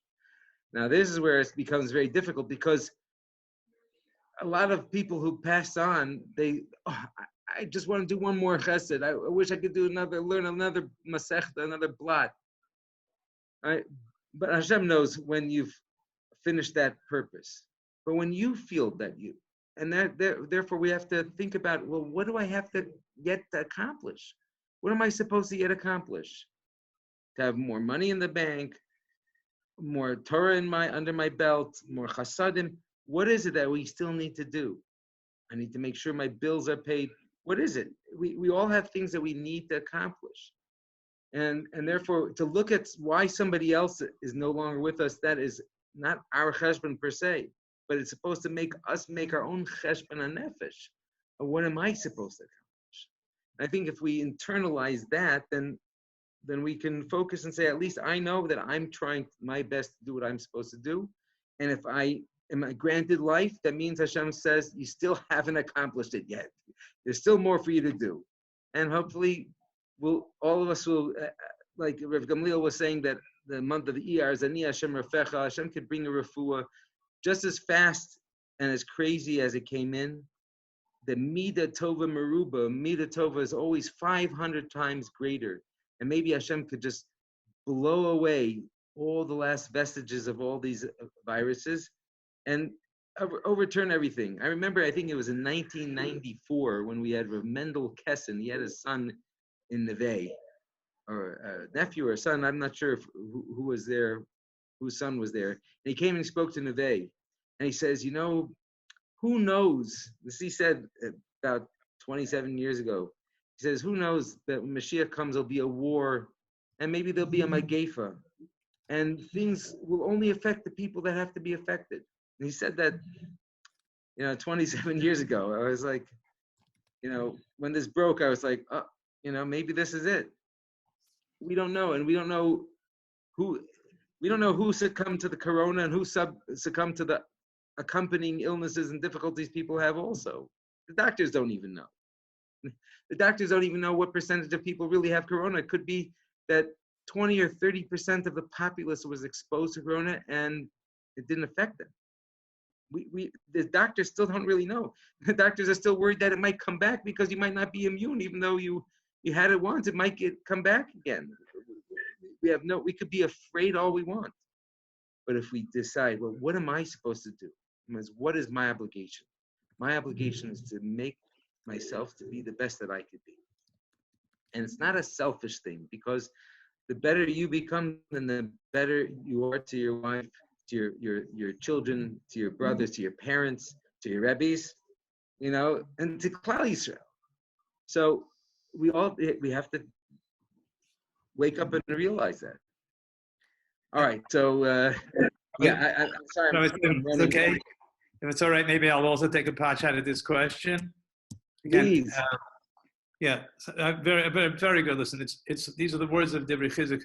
So Nosson, I just want to tell you how I look at this issue. I don't necessarily want to draw on personal experiences that I had where I had to kind of work on my own emunah, but emunah for all of us is a very challenging subject, because especially in a time like this, if we're halfway honest, and it doesn't take too much to be halfway honest these days, there's a lot of real tragedies going on. And if, Hashem was to ask any of us, I want you to vote. Do you think what I'm doing is a good idea? Do you think that a Holocaust was a good idea? Do you think that having all these tzaddikim now, the Neveh Minsker and Rabbi Groner and other chashav Yidden, Yuzedi, and the Rav Nate, who I don't know, Olena, father, whatever, we would say it doesn't make sense. Like, it just doesn't add up. And on top of that, all of the people that have these questions, they're going to go further away from Hashem. We would hardly imagine that this would be a way of bringing people closer. We would think, well, there is a game plan. We want to get people close to Hashem. So Hashem, we would assume that you want to facilitate a reality that will draw us in closer. So when Emunah becomes such like a conundrum, like such a challenge inside of us, and such just a world of doubts and wonderments, like what's the point of all of this? Honestly, that's where Emunah starts. We're an adult group, we're Mitzvah Shem alumni. How we explain this to our Talmidim, to our children, is a different question. I was going to try to address that maybe later, but without getting to that point, Emunah means not when we get it. Emunah means when you don't get it. Emunah means there are millions of Yidden dying in the Holocaust and we don't get it. And Emunah means there are 200,000 people that are dead all over the planet, Lo Aleinu, and hundreds of Yidden, Lo Aleinu, and Brooklyn's a war zone, Lo Aleinu. Listen, we're over here, honestly, our challenge is not going to Minyan, to Mikveh. People are living in the States. It's a different reality. And when we're going to deal with our own Emunah means there are going to be times where we're not going to get it. And Hashem says that the plan is so big and so important and so essential for me to go through something that I'm going to leave you in absolute darkness. I'm going to leave you in a black, in the darkness. I'm not going to give you a hint of what I'm doing. And we have a whole planet. I mean, it's staggering. There are 7.5 billion people walking around wondering what in the world is going on. And Hashem says, I've got such a big plan going on. I have to leave everybody in the dark. It's ki'ilu. I once heard from my Rebbe, Rabbi Tauber, it was real Tauber. It's ki'ilu, but he didn't put it these exact words, but it's kind of like the Baisham put the whole world into like anesthesia, right? But we don't even know what's going on. And he has an operation that he's doing. So at this point, it doesn't make sense. So Emunah means, at least to me, and how I relate to this question is, that when we really don't know, when we really can't answer the questions, when it really doesn't make sense to us, that's when Emunah kicks in. So when the pasuk that was quoted of Tzadik ve'emunasa yichyeh, it's not stam a light thing.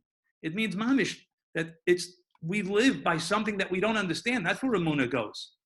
And just in case this isn't just stam talk. That's the yesod of what I think the Akedah is about.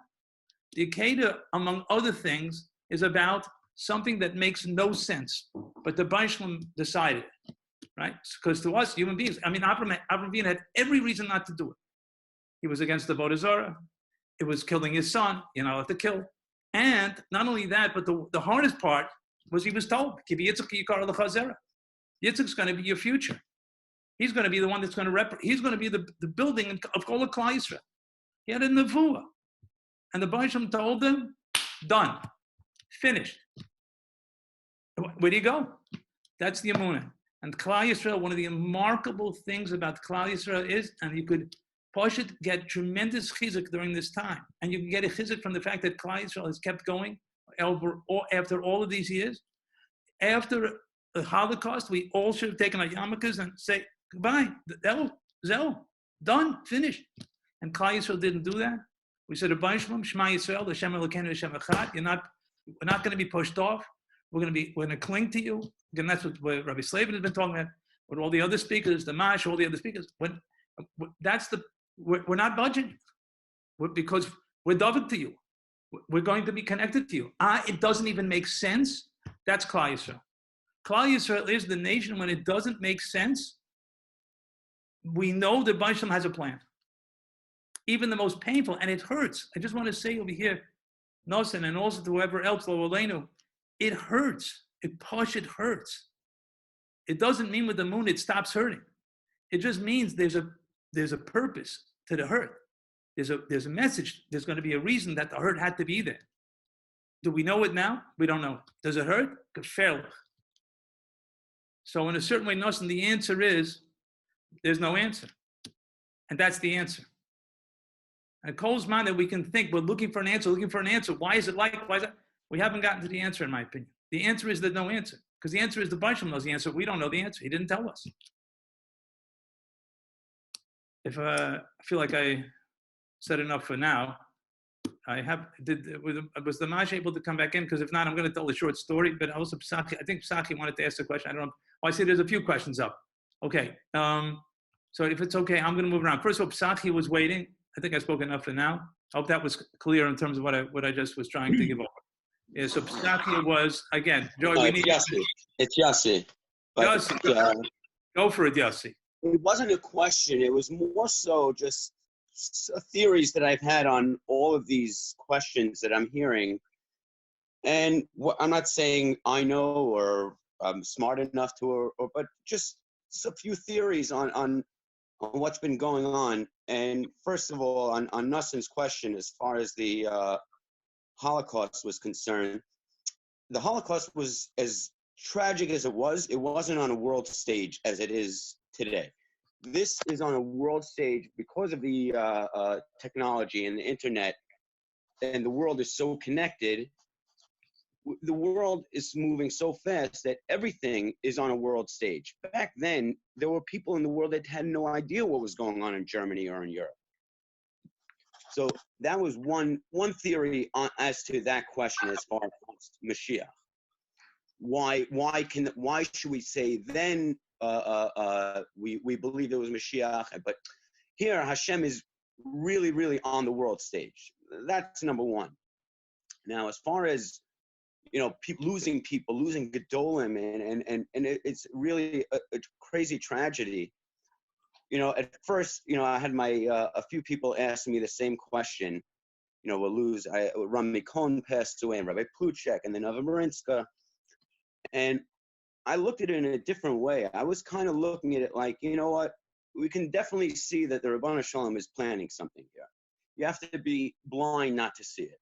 I mean, I'm living here in Brooklyn, and I am seeing everything right in front of us. And I have an ambulance company, so I'm on the phone with John Marshall, who is the head of the ER in Maimonides, and I speak with him at least once or twice a week.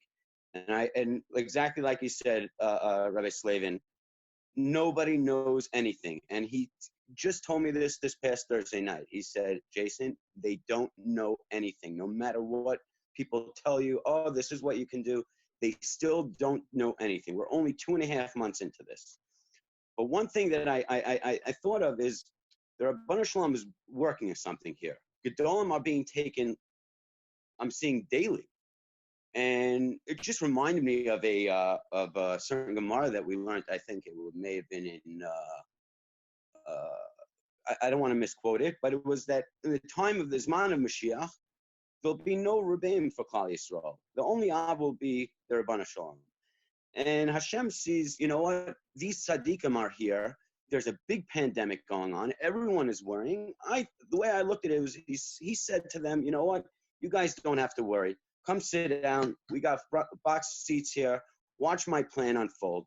You guys don't have to worry about this right now. And Nate, I know you've heard all this, so I'm sorry. It's going to be redundant to you. But, years ago, when I lost my mother many, many years ago, through the years, I've been visiting friends, whether it's by a shiva or when they've gone through certain tragedies. And I've always had a certain piece of advice for them, whether it was, people say time heals all wounds. And I had a whole speech. Now it totally changed everything. I see it in the short term. Rabbi Feldman hit on it when he said how when somebody leaves for a short amount of time, you don't have a quick goodbye. So that's why we don't have that's why Hashem didn't make these long levias. and because it's going to be a quick goodbye, it's good. They're going to be returning soon, and I just had something just to interject that on two ends. Number one, we believe that a neshama needs kaddish, in order to reach certain levels in Shemayim.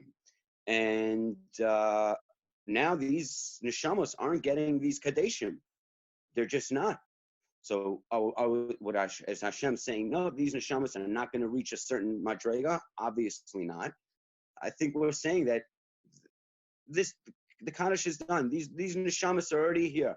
We're ready to go. We're ready to just reset this whole planet, this whole thing. Don't worry about it. They don't need these kaddishim. And on the other end, on the aval side, we have a certain minhagim of avelos, of shiva, and it's very important for the aval.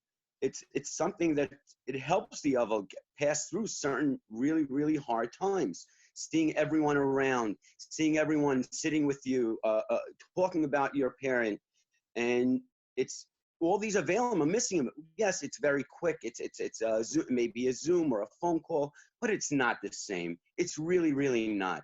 And what do you think Rabbanu Shalom wants to take this away from these available? Absolutely not. Absolutely not. He's telling us that this is all short term. Just sit back. Listen, it's easy to say sit back and relax, but this is short term. This is everything that. And to conclude on it, what Rabbi Feldman was saying was that when you say goodbye to somebody, you don't that's going to work and you're going to see them that night. You're not spending a long goodbye. These are short goodbyes. This is all short term. So this is my theory on the whole thing. But there are questions. These are all just theories and conjecture. We don't know if it's what's happening. We don't know what's going on. And I think that we're all like, I forget who said it in the beginning, but we have questions. We just don't even know what to ask. Whether it's, when is it? Yes, go ahead. I'm sorry. Sorry, I wanted to thank you, but you probably didn't realize that the Mash got back on. Oh, I'm sorry. No problem. I didn't know. How are you? Okay, just a minute ago, I'm sure you wanted to know that he got back on. So, also, okay, so all right, that was it. So go ahead. Go ahead. No, I'm sorry, I didn't mean to be rude, but I think we want to get back to the Mash. Okay, so I apologize. My modem fails. Baruch Hashem, it worked as long as it did, but I have problems with it, and I don't know the technology involved. So I really apologize. But what I was trying to say is that we know Mashiach is coming. We know that there's going to be a Geula, right? We don't understand what is happening, and I think that it's permissible to say we don't know. We don't know why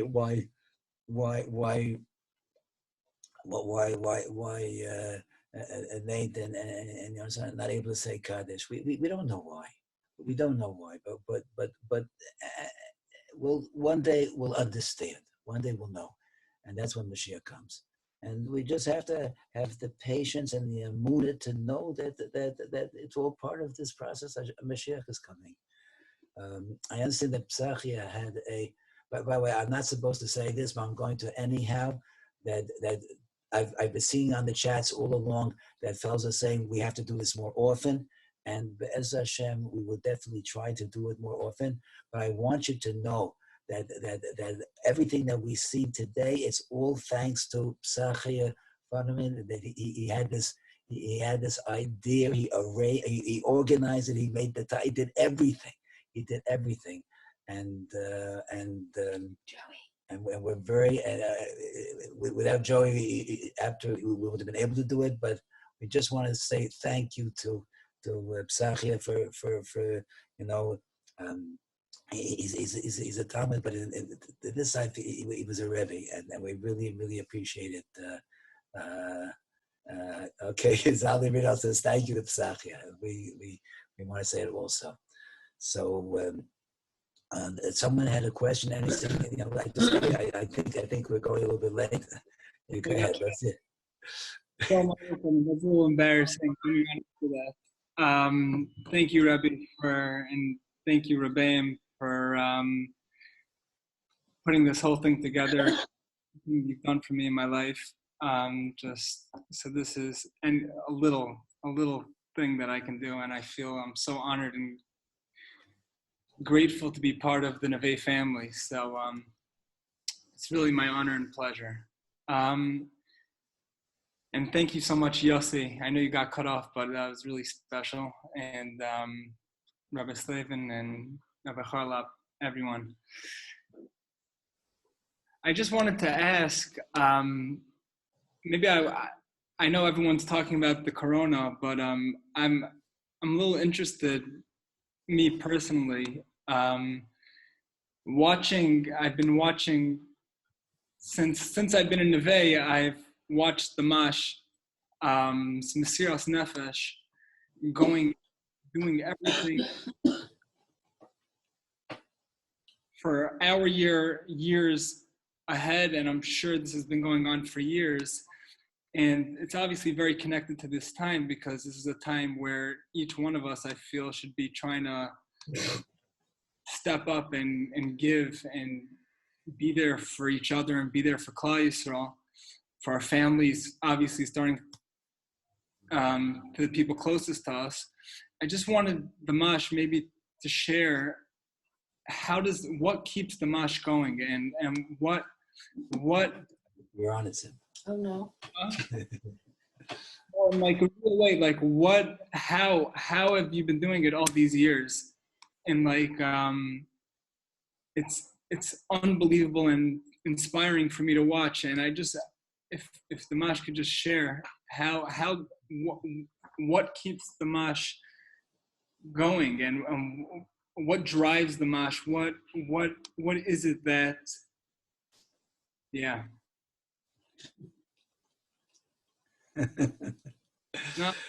Okay. I'm sorry. I hear you're turning the tables on me. I know it wasn't the comma. Okay.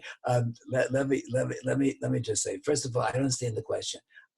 I enjoy this. I have a great fun. This is, the people. How many people have a chance to work for a camp and to relate with such wonderful guys? I mean, this is unbelievable. I enjoy it. And if in any way I've helped somebody and I've given him the tools to help himself and realize how great neshama he has and how much he has in himself and how much if I can do that, then that's the greatest feeling in the world. When you can empower a person to know what he has and that he has what it takes to face the world and its challenges, to connect with Hashem, to connect with parents that he's had trouble with, to connect with schools. And if you can help a person realize that he has everything he needs to accomplish his task in life and why we're sent to this world, that's the most wonderful experience. And it's the most beautiful experience, and I love it, and I daven every day. Hashem should continue to give me the chance to work with you fellows and Mr. Hashem, we're going to do this again. This is not, we have to do it again, and Bez Hashem, we really appreciate everybody tuning in. I think now it's time to listen to one of our Rebbes, one of our dear Rebbes. And some of the older fellows don't know him, but he's a very, very special Rebbe, besides the fact he's my son-in-law. And I think you're going to appreciate listening to him. So I'm going to give it over now back to... I know it's your yeshiva, and you make the calls, but I don't know if the oilam's ready yet. I think there's a few questions on the floor, and I'd rather shorten my time that the time leaders should get to hear from the mashgiach. That's what I feel. If anybody wants to vote me down, besides the mashgiach, glad to hear that. But I think we should still, well, Mitzvah Shem, we have time. We're going until 11. Mitzvah Shem, I don't need as much time as mashgiach. I want to try to give over that time. So we'll get to Rabbi Goldman's and Mitzvah Shem. But if we could spend another 10, 15 minutes fielding the mashgiach's the questions. No, because I see there are a few questions. I see that Donnie has a question, and Yehuda has a question. So if we could ask, Joey, if you could go with Donnie, because we'll try to get back to you, Rabbi Yehuda. Donnie is unmuted and ready to ask. Okay, Culture, thank you so much. Thank you for putting this together. It really gave me, and I'm sure all the Neveh guys, tremendous amount of chizik. Some a little from the past, a little older guys. But I do have a question. We all know that clearly, this aside from the Rabbanu Shalom, we have to change. There's no question. We have to stay in the houses over Pesach. It really very much resembles what happened in Yeshivas Mitzrayim, where the Bechorim had to stay in the house, and all these other things. It's obvious. It's obvious it's time to do tshuva. But I do have a big concern. I really do have a concern. I see different things from different Rabbanim. Some Rabbanim say this is occurring possibly because of talking shul. Some are saying that we have to stop. The weddings are too large, and people are coming out and saying these things, And then I'm also hearing this a time of Mashiach. Every door we could definitely bring. There is the potential for us to have Mashiach. The real concern that I have is what's going to occur if we do this. And Rabbi Shalom decides it's not time for the Mashiach to come. It's just not the time, for whatever reason. We don't understand. What's going to be the downfall? Like, what are people going to say? And I'm concerned because this is not the first time in history we said Mashiach's coming. This is many times. So my question to the Olam, whether it's the Mash or any of the other Rabbanim, I'm concerned in how do we prepare ourselves if the Rebbe Shalom decides that this is not the time. It's not good to say because of this. All right. Okay, that's a very, very good question. I just want to say this. We can't say that it's happening because people talk in shuls. Because people talk in shuls. One of our closest Talmidim said very, very strong to me. He said, and what about someone who doesn't talk in shuls? So someone who doesn't talk, he just doesn't talk. He never talks in the shul. So he's going to say, okay, I'll stand back and wait for all the people talking in shuls to do tshuva and stop talking in shuls, and then this will go away, right? Is that what he's supposed to do? Of course not. Of course not. He asked somebody, a very chashva person, why is it really happening? And what do I have to do to change? What do I have to do? And he said, you know what you have to do. You know that some things you do behind closed doors. Everybody knows how they have to work on themselves. Everybody knows they have to improve themselves, right? You can't say it's one thing. It's because we talk in shuls, or because we don't give enough tzedakah, or because we whatever people are saying. We can't pinpoint one thing. Everybody knows himself, how he can make himself better to do tshuva, close, connect himself to Hashem, and the answer to your question. What will happen if Mashiach doesn't come? So it'll come a little bit later, right? We're going to understand that this is all part of it, and we're going to see in retrospect, with 2020 vision, we're going to see, what this meant and why it had to go through. But we don't know the answer to that either. We don't know the answer exactly why. We don't know the answer. By the way, if you do talk in shuls, you shouldn't. It's a good. I'm not saying if you should talk in shuls because whatever. Shem is definitely telling us that through other incidences that most of you know about, right? But each person has his own thing, and it's very difficult to say. You can't pinpoint it because what is true for someone is maybe not true for somebody else. Hashem is talking to us individually as well, and we all have to try. I have to try to do tshuva. We all have to try to do tshuva. Yes, please. Actually, I think Rabbi Yehuda, we're gonna, yeah. Are you on? Yeah, Joey, can you put Yehud on?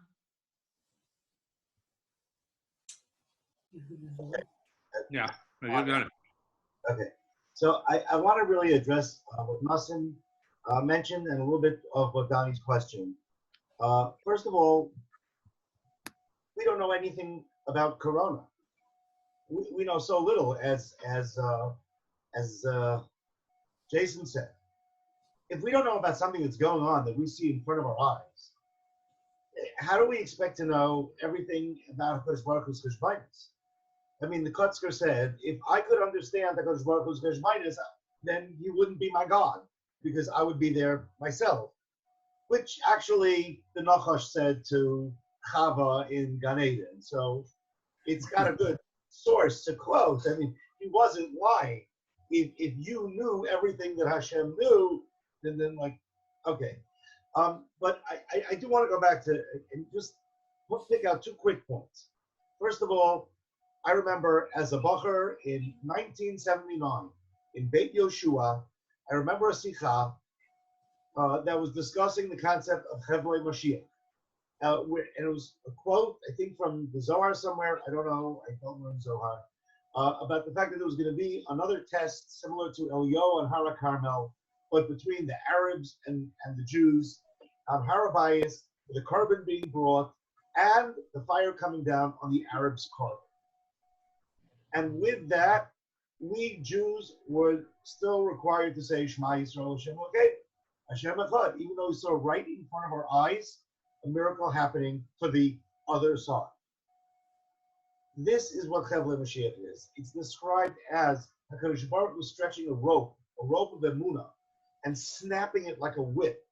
And we Jews just have to hold on, and hold on tight.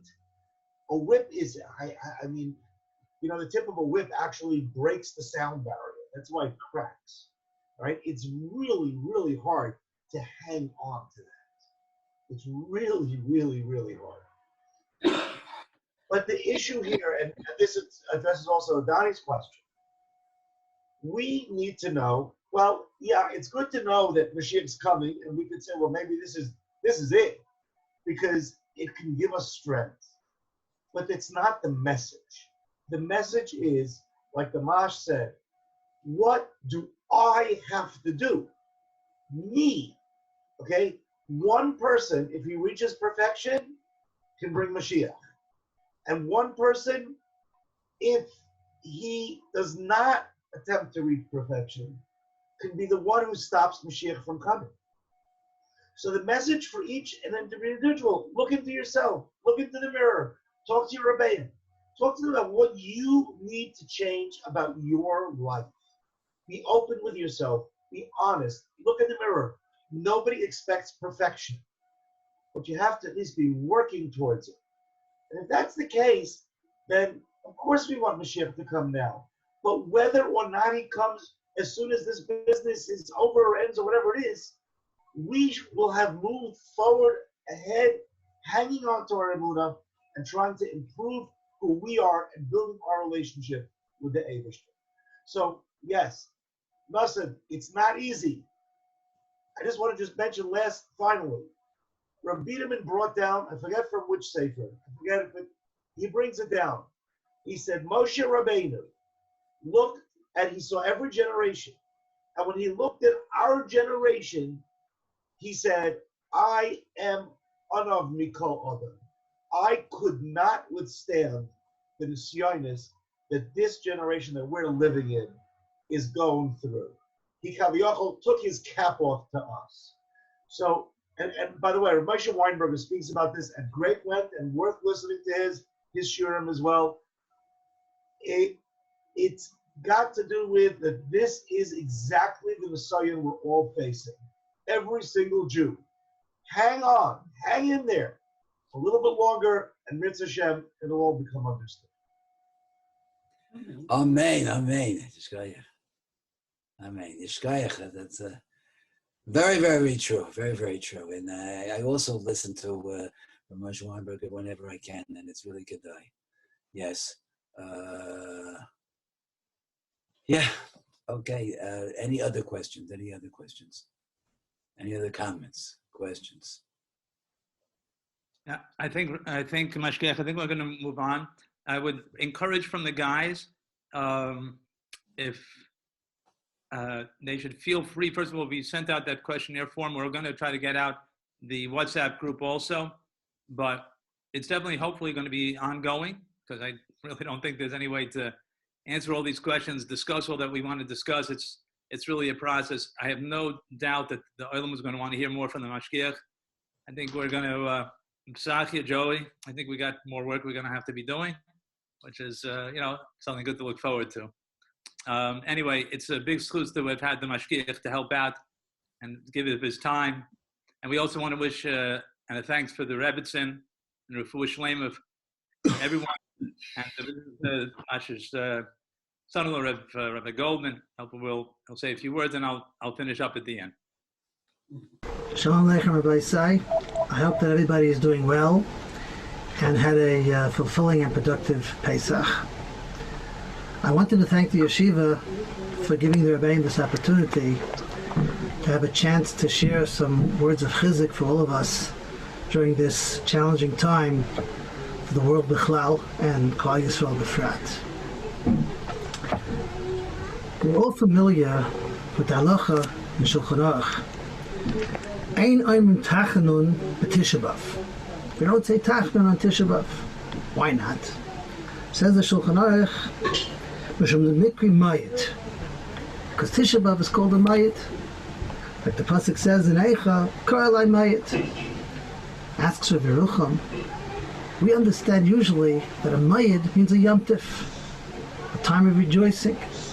How could we call Tisha B'Av a Mayid, a time where the entire Klal Yisrael is in mourning?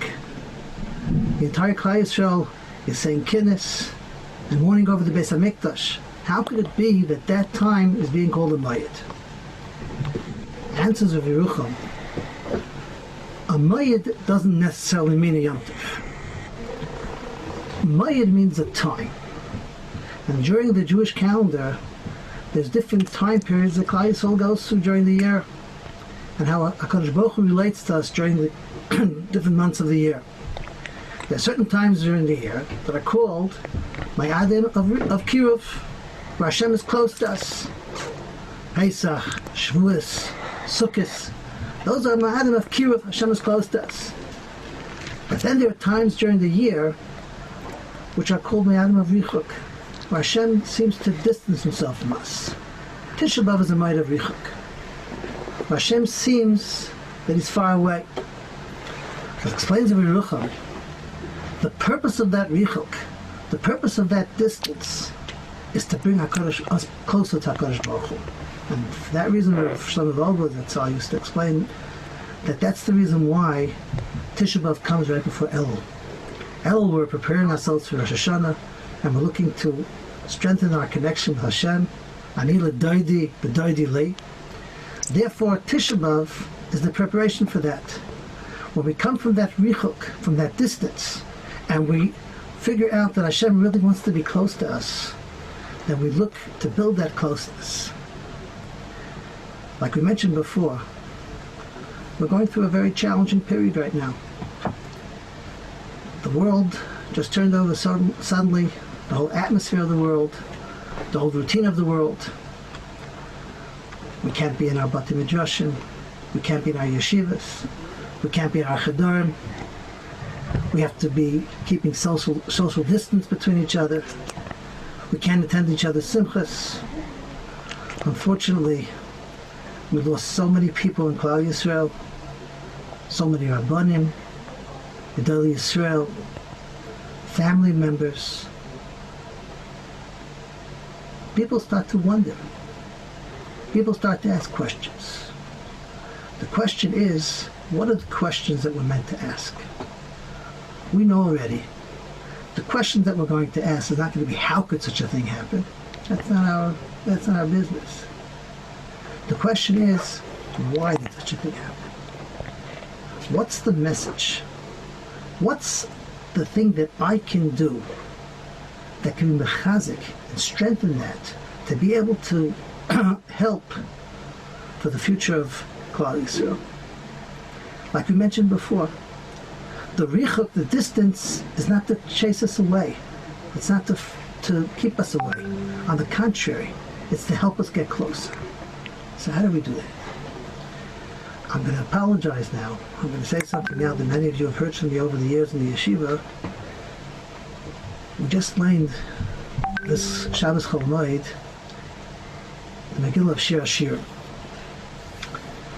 And the pasuk says in Perek Aleph, Nagila v'nismach habach. I will rejoice and find happiness in you, Hashem. We will rejoice and find happiness in you, Hashem.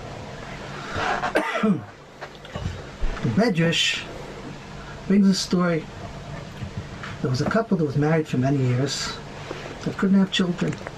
Knowing the halacha that if a couple is married for 10 years and they can't have children, they can think about the option of divorcing in order to be able to have children with somebody else. This couple was very happily married, and they were contemplating to do this. But they weren't going to do it without seeking advice. So they went to the Tanei Leiki of Shem Vayachai, who's the outside Mitzvah Shem, in a little bit over 2 weeks. And they asked him, Rabbi, what should we do? So he said, you know what? I think you should go through with this divorce, but I'm going to tell you how to do it. The same exact way that you married each other, with simcha, with music, with a photographer, with a caterer, all your friends coming. Since you're doing this L'Shem Shemayim, your divorce should be in the same way. Invite all your friends, make a big suda, a big party. They weren't going to ask questions on the Tanei Leiki of Shem Vayachai. So they followed through. They made this big party. And in the middle of the big party, the husband drank a little bit too much.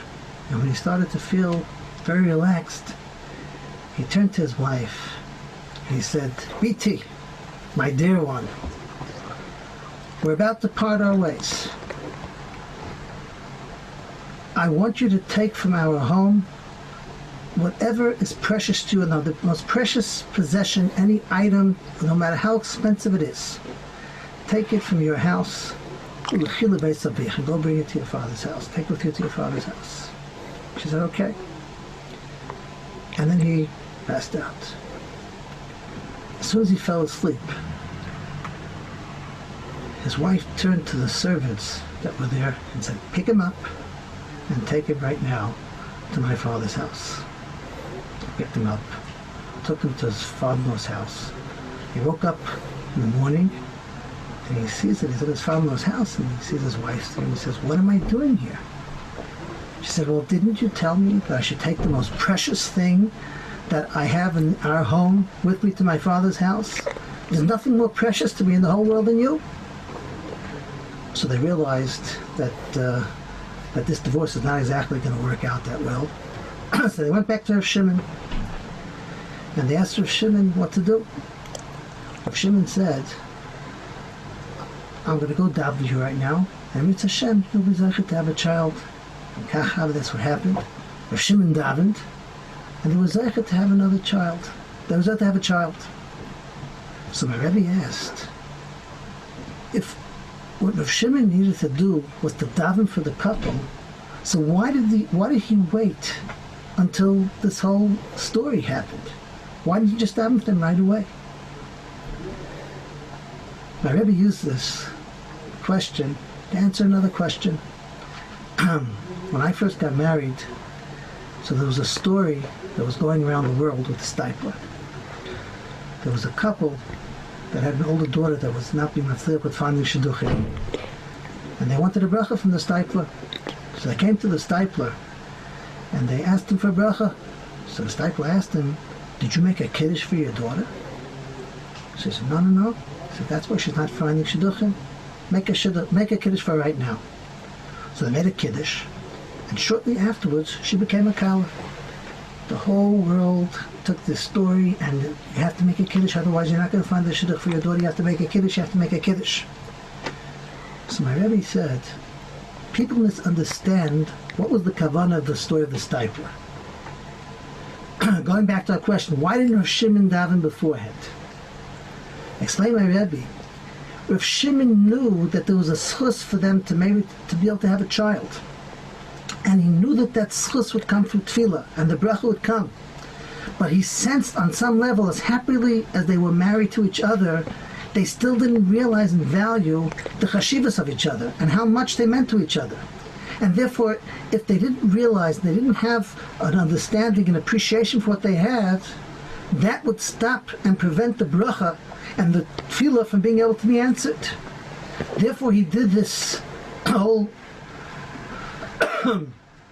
so he made this suggestion for them to make their divorce this way, that they should realize what they have, and that would give the availability for them to be able to have the bracha, being able to have a child. And that's what the Stipler meant when he spoke to this father. He wasn't telling him, did you serve your Yerushalmi kugel and a pickle? He wasn't telling him, did you serve cholent and kishka? Did you get the brachas of Mazel Tov? Did you show HaKadosh Baruch Hu that you're giving Shelach for Haidah, that you had this daughter? Did you show your Hakaras HaTov? Did you show your appreciation? If you don't appreciate what you have, then that could sometimes get in the way of the bracha and the tefillah from being answered. You know, we were all put into isolation now. We can't go to shuls. We can't go to each other's simchas. We can't spend time together. You can't even take someone's hand to say Shalom Aleichem. Maybe this is an opportunity for us to begin to think and to appreciate what we have, what we had, and what we'd like to get to come back to. Maybe if we appreciated the privilege that we had to have our shuls, to have our Sifrei Torah, to have our Beis HaKnesses, and if we realize the value and the chashivas and the importance of that, and we start to think now, what can I do now to show and that expression of my Hakaras HaTov, to realize how wonderful it was to be in a shul. Maybe there's something that I can add to be mechabe to that, to add to that. Maybe turning off my phone before going into shul, so that when somebody's in the middle of davening Shemona Esrei, you shouldn't start hearing jingle bells ringing from somebody's phone. Maybe if we make sure not to talk during davening, or if we're not talking during davening when we're Beis Medrash or Beis HaKnesses, not to speak just mundane things, to realize this is an Aron HaKodesh here, this is Sifrei Torah, this is a Beis Medrash, this is a place which is in every place our tefillahs are answered, but in a place with a minyan, in a Beis Medrash, the koyach of tefillah has a stronger power. Maybe if we value each other's simchas, how many times does it happen? A person gets an invitation, and he was planning on doing something else that night. Oh no, I have this chasna tonight. So some of us don't go, or some of us go begrudgingly. If we're excited about each other's simchas, we're happy for each other, then it's Hashem. It'll give that schus for us to be able to participate in each other's simchas. If we build an appreciation for each other, to realize the warm hello that you can give to somebody, the good word, and maybe that'll be able to take away the social distance that we have to keep. That can give us the chance to give that Shalom Aleichem. And maybe that can give us the chance for the bracha to come, for our tefillahs to be answered, so that we can come back together, to go back to our Batei Midrashim and to our Batei Knesiyos, and to be mesamech with each other's simchas. And maybe that can give us the chance to the Yeshua and bring us to the Gula in Herav Yameinu. Amen.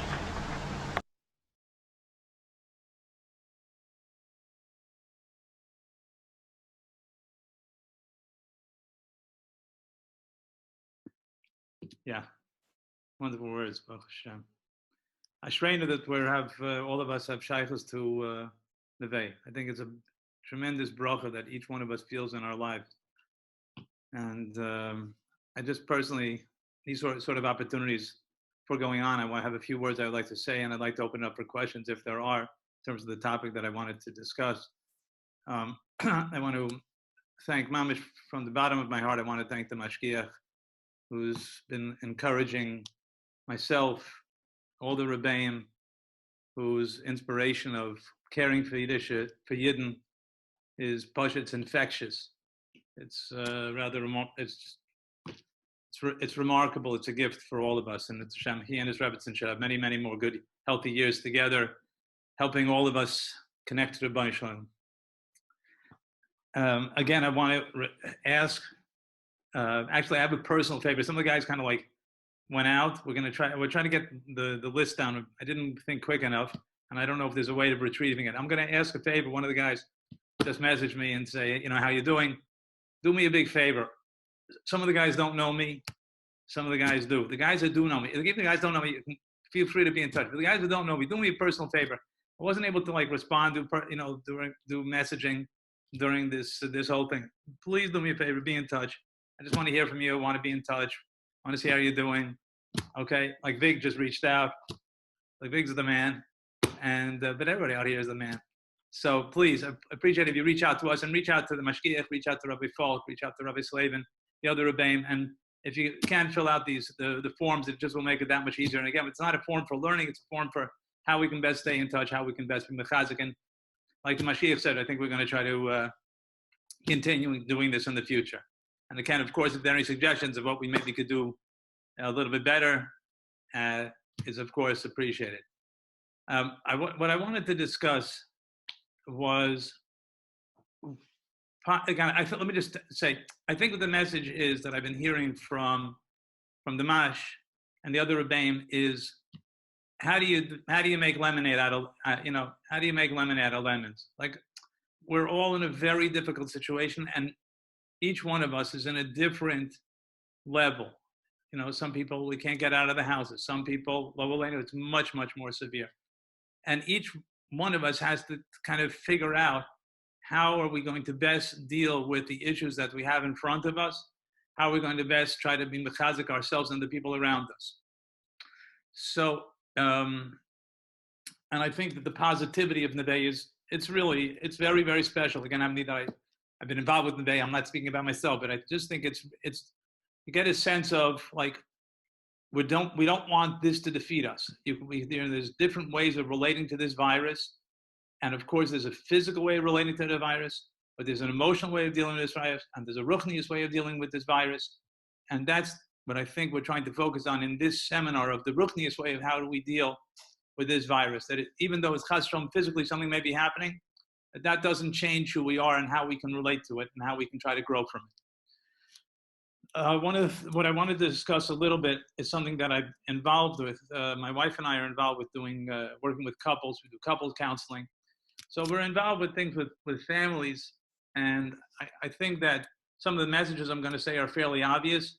It's almost like there's almost nothing that hasn't been said and that we haven't heard, in terms of where all of us are bombarded with messages and little cute videos and not so cute videos and funny videos and sad videos and and messages and but so it's not like there's any chidushim I think that I'm going to be adding over here, but I just wanted to try to focus on some of the issues that relate to us on a more personal level. We are not outside, we are inside. We are not in our jobs. We're not, again, Eretz Israel has now opened up a little bit, but slowly we have to be careful. Hashem should help all of us that everything should be, b'shalom over here. But we're inside, and we're now dealing with a reality of as opposed to being focused on what's going on out there, which we got so used to. We got used to going to our jobs. We got used to going, Baruch Hashem, to shul, gewaltig. I'm not taking any, but there's something about inside. It's just hard to imagine that Hashem isn't telling us, at least to some degree, you're inside now. There are lessons to be learned while you're inside. Besides, how much sedatives to take for the kids while they're bouncing off the wall. That's a separate issue. But that's one of the advantages of being a Neveh.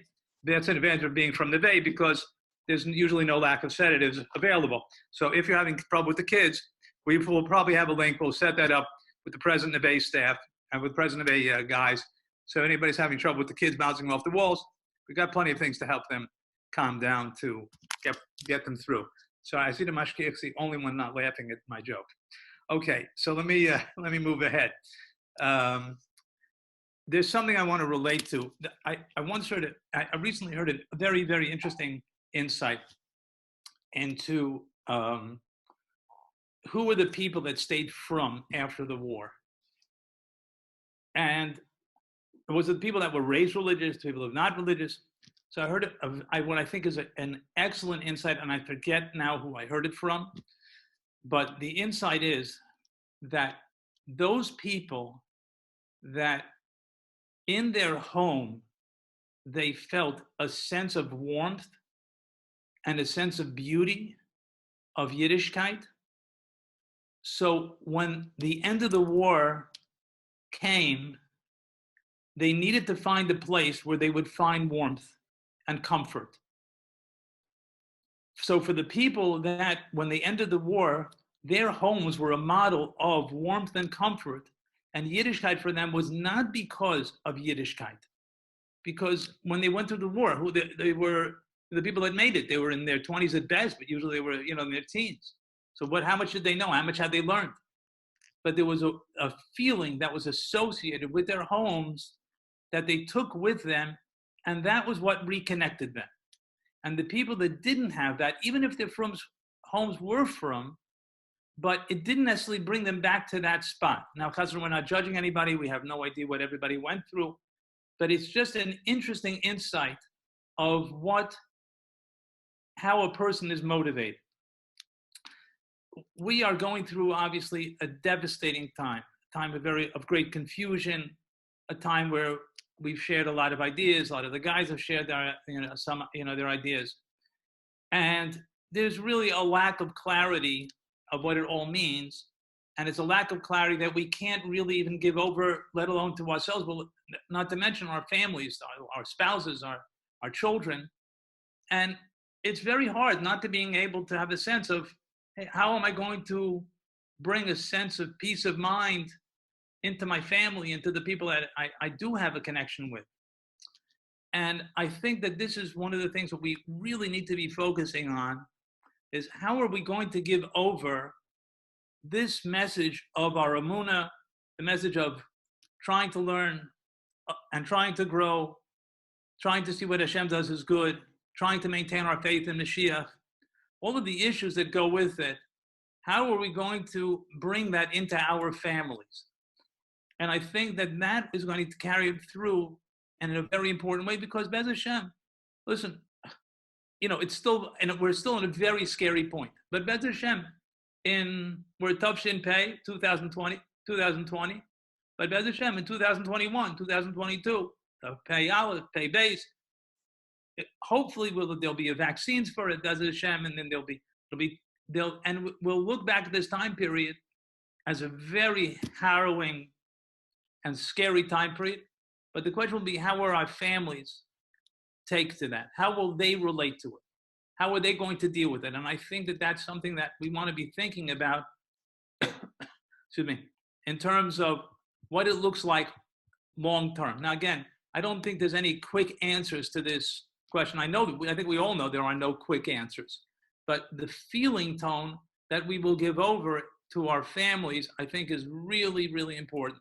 It's how we deal with it ourselves, the kind of peace of mind that we try to gain, how much peace of mind we give over to our spouses, to our children. I think that one of the realities is that we are now all home. And what does that home look like? So I want to say that one of the couples that we work with, is, interestingly enough, he's thrilled, not thrilled, but I would say he said he hasn't spent time with his family and worked on things ever in his life. And he said it's the absolute hardest thing he's ever done. And he says he's I know, thrilled again is not the right word, but he's very pleased that he has an opportunity to create the kind of environment that he's been wanting to create for a while. What that means specifically, I just want to pause. That's one thing that I think that we can pick up on being in our homes now, being aware that we're not out there, we're in our homes. And what is our homes? What can we make our homes look like? What kind of feeling do we want to give into our homes? What kind of peace of mind? What kind of emunah? What kind of simcha do we want to give? Again, different things that each family has to ask for themselves in terms of the shalos about music. There's all sorts of interesting things, but the idea of maintaining a certain spirit of simcha to the best of our abilities. That's one thing. I want to tell you a story that's a little bit personal. I don't think I have it available. It's on my wife's phone. We're working with a couple, and one of the members of this couple is working the 12 steps, as I think probably pretty much everybody in this group knows about. And they've been working the 12 steps in a very serious way.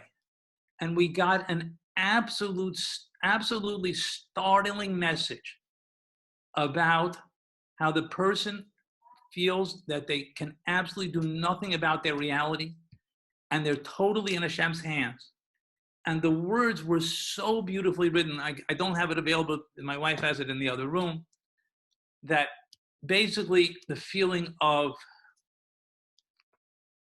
feeling unloved, feeling uncared for, and then this beautiful image of Hashem as a father, as a loving father, embracing them and holding them and telling them that he can't explain why they have to go through what they're going through, but they are deeply loved and they are deeply cared for. And just the feeling that was given over of the total absorption, the total flow of love that was felt from Hashem. And this person wrote this little note to us, that something they had written themselves. And it's a beautiful wording. And I want to be honest with you that it's something that I've been thinking about anyway. But I really believe, and I'm just sharing this with the Chevra, not saying that I've got any great insights or vantage point in this, but I think that for many of us, Yiddishkeit and Hashem has become two different things. And I think that we go to shuls, and again, Chalila, I'm not criticizing, I'm not coming to comment on Klal Yisrael. Klal Yisrael is gewaltig, but I think to a very real degree, we have become separate from Hashem. I know for sure the davening that I do, listen, I'm not saying my davening has become great, but I feel like I'm trying to talk to Hashem, as opposed to figuring out if I'm going to be able to make Shmon Esrei, to start Shmon Esrei with the tzibur, and how fast I have to go, and how to make the cheshbon. And I know that that it starts at 7:10, and I know they're going to get the Psukei de Zimra this long. And as Rabbi Manuel Feldman says, you're davening to Hashem, you're davening to the clock. And for many of us, Hashem, I think, in terms of the relationships, of the quality of relationships that we want, that I was just discussing a little bit about in terms of our families, but the quality of relationship that we have with Hashem, I think for many of us, has become very pale, or had become very pale. And my sense is that one of the lessons that we can pick up for ourselves is, what do we want that relationship to look like? What do we want our relationship with Hashem to be? How much do I really want to feel that Hashem is mamish in the middle of my life? How much do I want to feel that my davening is a davening, that my learning is a learning?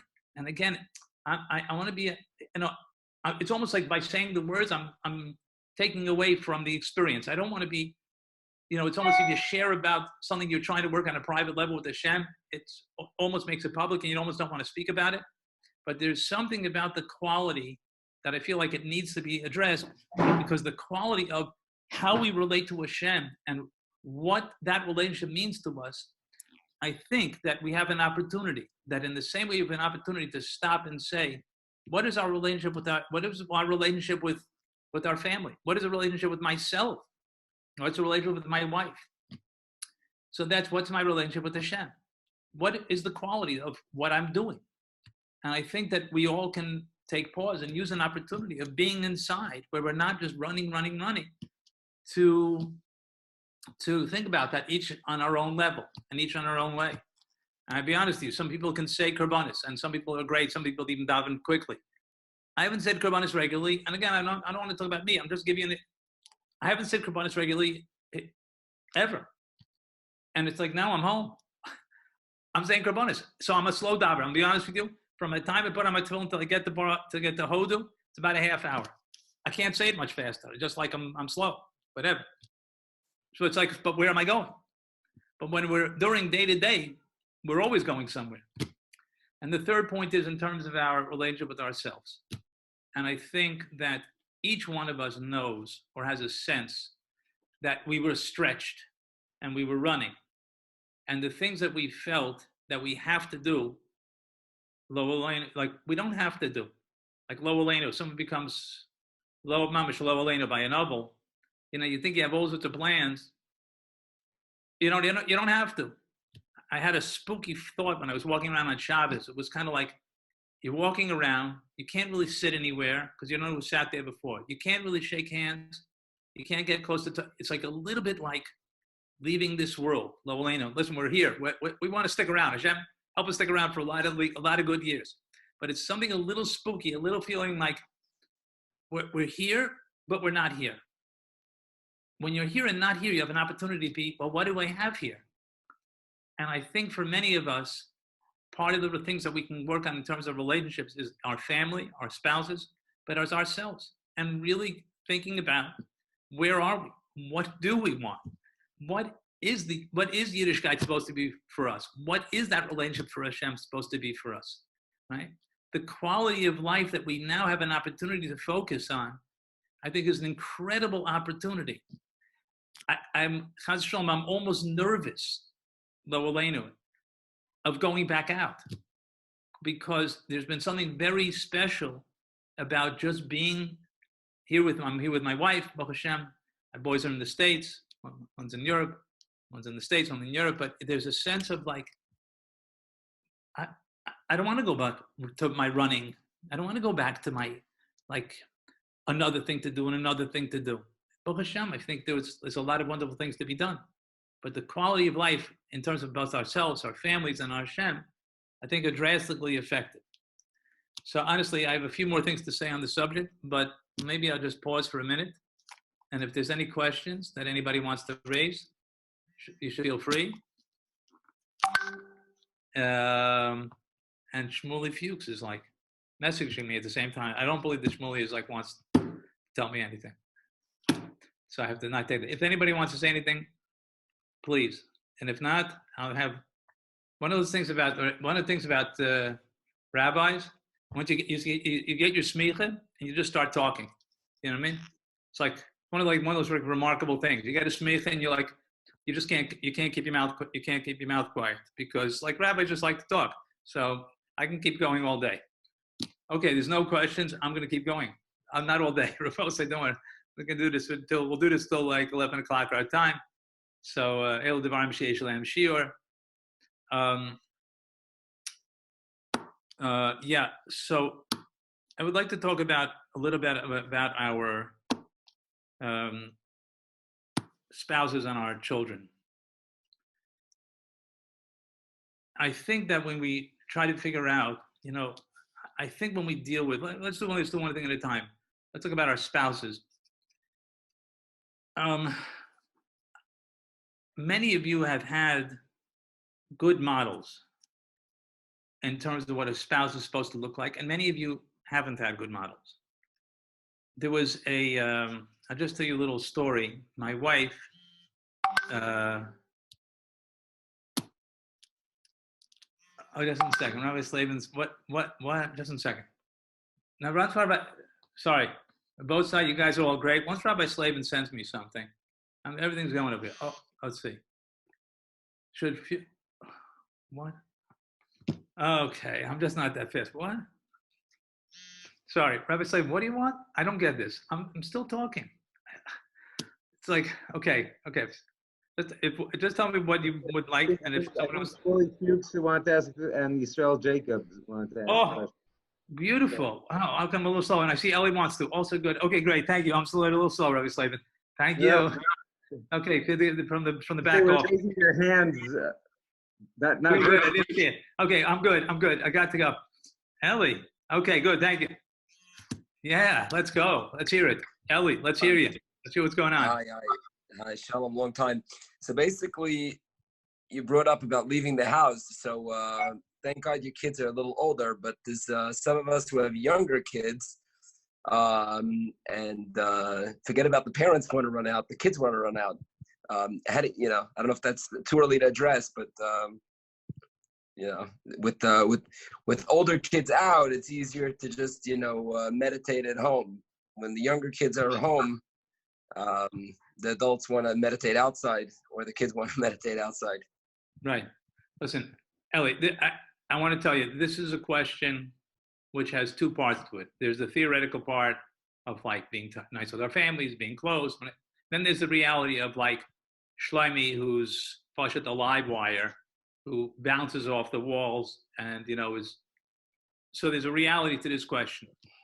What I would say is that these are our families. This is who Hashem wants us to be with. How do we make that as enjoyable as possible? How much time and effort do we need to put in to make Shlomi to feel like he's loved? How do we, like, if someone was to put us in a room with 5 billionaires and tell you, listen, you've got these 5 guys, they're 5 great leads. They all want to like do business, but they need somebody who's like on the ball, right? So you'd be busy thinking about ideas, ways to deal with them, right? But you would be thinking long and hard, how are you going to get those billionaires on your team, right? So our children are worth much more than those billionaires. So the amount of time and effort that it needs is something that I'm still not saying is easy. But, and especially now that we're kind of like in the middle of it, it's kind of like one of those things that once you're in the middle, it's hard to turn back and figure out a game plan. It's kind of like stop them and tell them like, Shlomi, don't bounce off the walls. I can get a few minutes of thinking straight so I can now deal with how to deal with you're bouncing off the wall. But if we understand that the absolute most precious thing is, so Shlomi bouncing on the wall means he needs his Abba to do whatever it is to make this home enjoyable. Because if not, he's gonna want to get out, and he's gonna be that teenager that's fine about going out and doesn't necessarily want to stay home. So it's, again, I don't know if I'm exactly dealing with it because there is a very concrete part. And I think there are a lot of great people that are good in the technical aspect of how to do that. But I think the focus that I'm just trying to say is Hashem put us with our families. This is a time for us to put in all of our kochos into our families. I don't know if that comes close to what you were asking.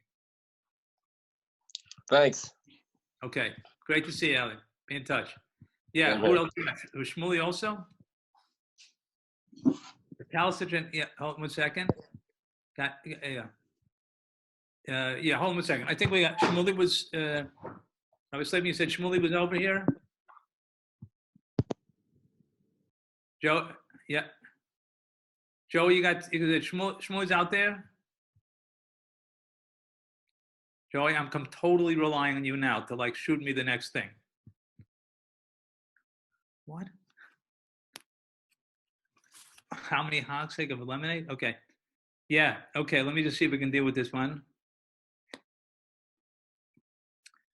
I don't know. Listen, I got a question about a particular. Oh, it doesn't. Let me see if I got this. Oh, Yisrael Jacob. Just 1 second. This came in before. Yisrael Jacob. Yisrael, are you out there? Can somebody, Joey, can you help me out with Yisrael? Okay, this is like the technical part of the program that you can't do much about. You just have to like grin and bear it. I can't find him in the list. So Rabbi Slavin's telling me that he's over here, and he told me he told me. I don't see any hands up. Otherwise, I'd be putting them in. Rabbi Slavin, can you help us out over here?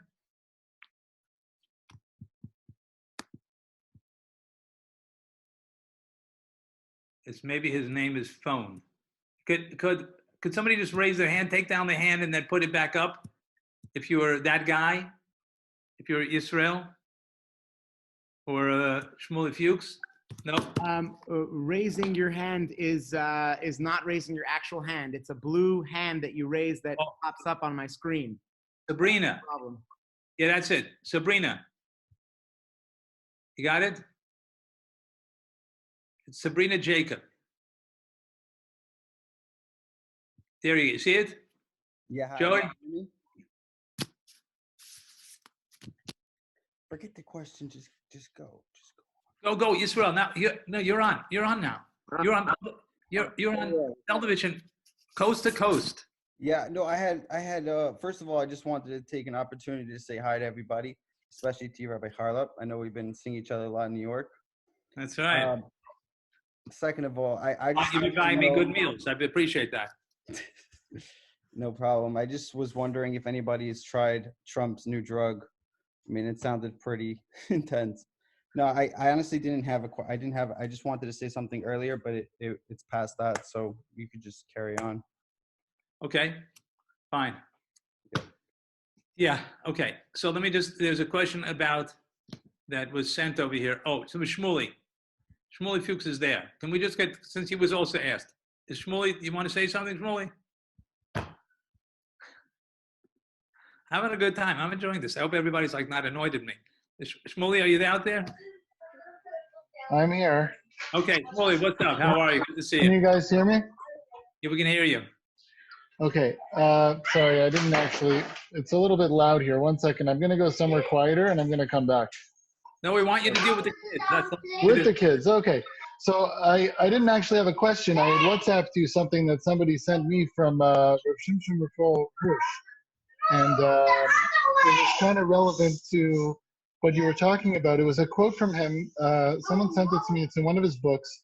He says emphatically that if he had the power, he would have closed all the shuls for 100 years. And he said that if something like that would happen, it would have forced people who wanted to maintain a Jewish identity would have no choice but to focus on upkeeping and maintaining a Jewish home.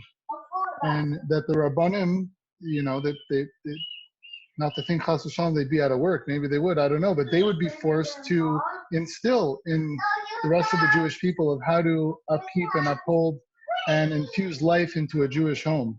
And when I read this, I just thought it was so powerful. Like, he would want to close the shuls for 100 years. That's crazy. Right. That's crazy. But when you think about what he's saying, it makes there's a message in there that I think is very relevant to right now. Absolutely. Listen, what I'm trying to point out, Shmuley, and I agree with you, is the idea is where a person finds himself, like that's where he's got to be thinking about, like, why does a bunch of them want me here, right? What does a bunch of them want that I should be? So why does he want us in our homes? Why does he want us with our kids shopping all over the place, like Ellie was asking? So how we're going to actually technically do that is a great question, and it's not at all simple.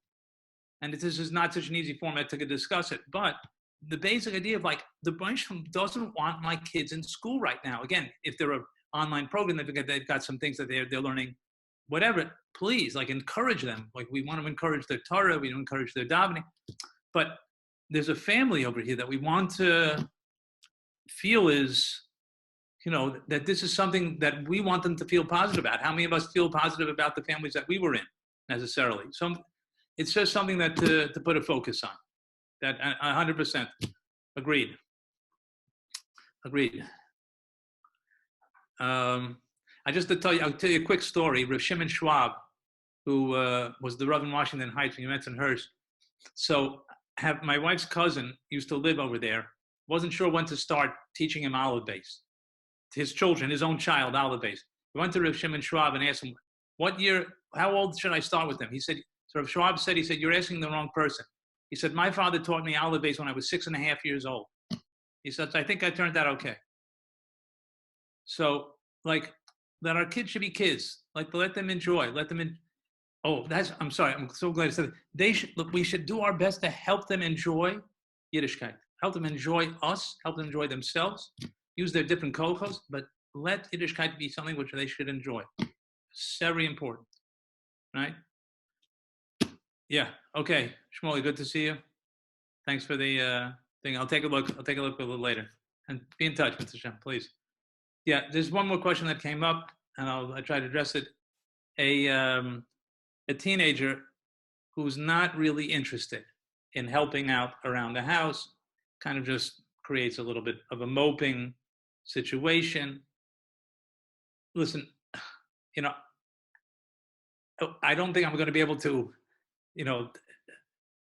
solve any great issues over here. I think that emphasis of such a get together is to try to just bring up the issues. What's going on with that child, we don't know. But what can we do to make the child want to be in our homes? That's what's really important. I should tell you that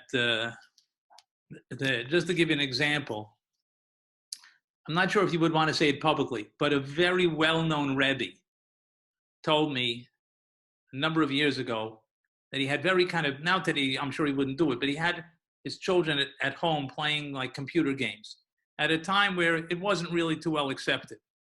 And he told me he wants his children being home and he wants his children wanting to be home. So that's the basic idea of we want to have our children enjoy being with us. And we want to enjoy being with our children and to know that that's the opportunity that we have. And again, it's the same idea that we were saying before. And maybe I'll just try to finish with this. The idea is that the Mash was talking about, but all the Rebbeim were talking about is the opportunities that we have that we're in. What are we going to do with them? How are we going to take that opportunity and move ahead? Maintaining our davening, connecting to Hashem, being mechazik our emunah, learning whatever we can learn from the lessons that we see before us, caring for other Yidden.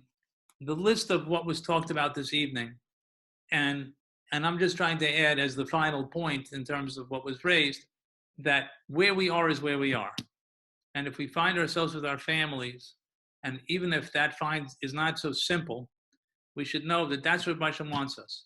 And in a world which has been so busy running out and out and out and out, the Hashem says, I want you home. Do we understand the big picture? We surely don't. We really, really don't, and we all know that we don't. But we do know that we are where we are. We're with our spouses. How many of us take the time? Let me just take a little bit of a pitch for our spouses. How many of us take the time to really talk to our spouses?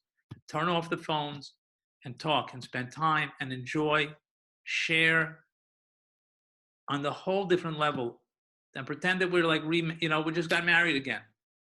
And to enjoy our spouse. Anybody wants to talk about that? I feel like I'm a little bit more into the spouse thing these days. The same idea of how much does our spouse appreciate us? How much do we appreciate our spouse? How much time do we take for that? The quality of life issues that I think Hashem is kind of pushing us into, that we have an opportunity to focus on. Quality of life in terms of ourselves, our families, and of course with Hashem. And hopefully that focusing we can use to create a different sort of quality in our lives, at least focus on a different sort of quality. Rabosa, I want to really thank everyone for joining in. I want to thank Joey and Pesachia very much for all of the efforts they put in, to Mashkiach for everything that he does, and for all you guys for being so great. And Mr. Shem, we're looking forward to seeing you again very soon. And we should only share Besuras Tovos, only good news. We should see refuahs for all the Klal Yisrael with the coming Mashiach very soon. Thanks all. Rebbe, Thanks it all appears very that much. somebody wants to say Kaddish. Are we okay? Can Rebbe do? Can we do Kaddish on Zoom? What's the halachic? No, it's not so pushy. You have to have a minyan. I saw that you can add after a minyan, but you have to have a minyan together. I saw that recently from someone. So I don't want to take away from this Kaddish, but that's, unless there's somebody else that's on here with me. I don't know if I slave enough unless you heard something differently. But that's what I heard. I heard that people allow it. I don't know I think if we're all on the same, frame of mind together, I think we could do it. I don't know. I think somebody needs to say Kaddish. Rabbi Zimmerman, what do you say? Rabbi Zimmerman, he's also a Kaddish sayer. Yeah. Okay. Yes, Rabbi Charlap, you're absolutely correct. When it comes at least to Orthodox rabbis of our ilk. Rabbi Slavin's all did that. It doesn't second. You know what they say? It's amazing. They say reform participation in synagogue services has gone up now that it's gone virtual. Let me know. Adavar Shebekadusha. I was actually listening today to a tremendous shir on it regarding porch minyanim and the problems halachically regarding that. To put it simply, the Beis Yosef, the Shulchan Aruch starts off, you need to have 10 people. Rabbi Yehuda. Allah Lamaisa. I'm not the posting for the yeshiva, but as posting junior, as I used to be called, I would say definitely not. And I'm even Nogea B'Dover because I'm supposed to be saying Kaddish to my mother. Right. But no, you need to have people in the same place. We don't have that, so I don't see it. Anyway, I'll tell you what. I'll ask a favor. If you could just post on the chat whoever that was for, and also Rabbi Yehuda, if you could post names that people should learn from them. Again, if Nate, what I don't know, if he posted his name, the name of his father, so we'll try to learn for him. And if people could also post to the other people that are either for that wanted to say the Kaddish, if you could write that down, people could please write down the name and try to say, try to learn a little bit in their schools. And I think that's that would be something that we could do. Who's that? It's Gila. Tega. It's mine. Okay. Tega Bas Moshe HaKohen. Tega Bas Moshe Cohen. Okay. So if we could, again, if anybody wants to jot that down, that's the best that I would suggest that we can do at this point. Yeah. And it's much appreciated. Yeah. And what was the other one? Rabbi Slavin, there was somebody else who wanted to say and also I wanted to thank Mrs. Greenberg. She kept on sending out the thing for to sign up. The Yisrael says there's Nachum ben Yitzchak Isaac. And Yitzchak ben Avram Alter. Yitzchak ben Avram Alter. I'm sorry, but I'm just writing it down. Yitzchak ben Avram Alter. Alter. Okay. And there's a list of Mishnayos that was sent out. So if anybody wants to, we'll send out on the message to anybody. You can download, open up, and see what.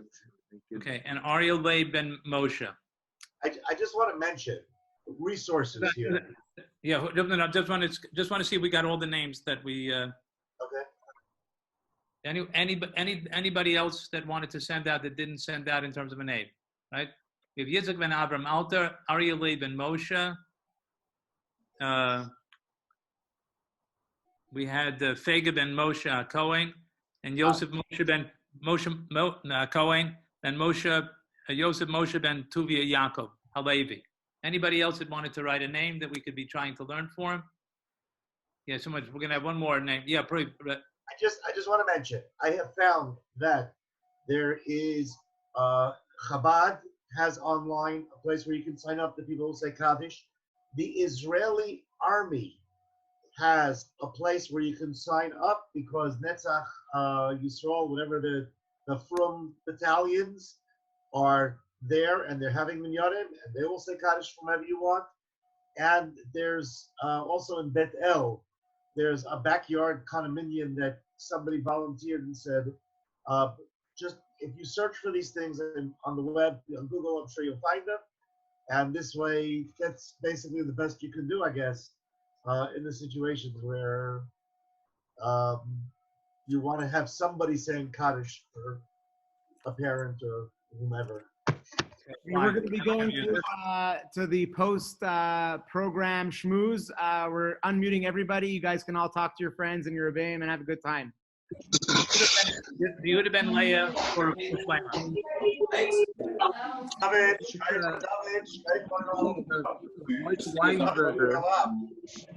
Moshe Weinberger of Kodesh, actually also in the year of his father's passing, and he's not able to say Kaddish with his father.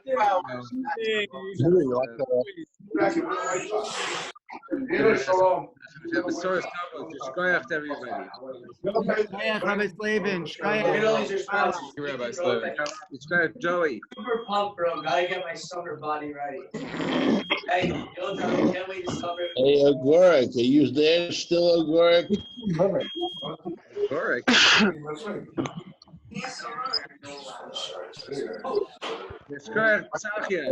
Maybe.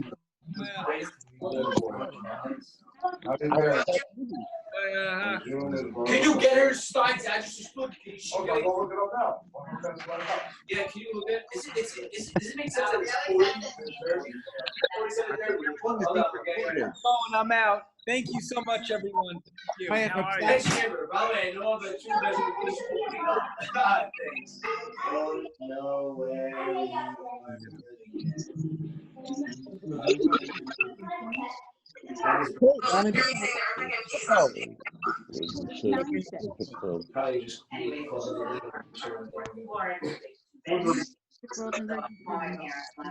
Oh my gosh. Something unbelievable. Is it facing the front or the back? I don't really know.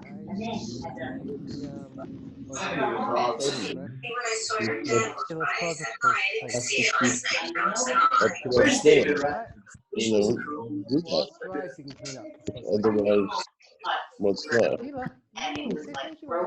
You're all tall. We gotta do something. We're gonna lose it. Yeah. Your footers or your pants leather. Gotta be decorative. Ancient hairspray.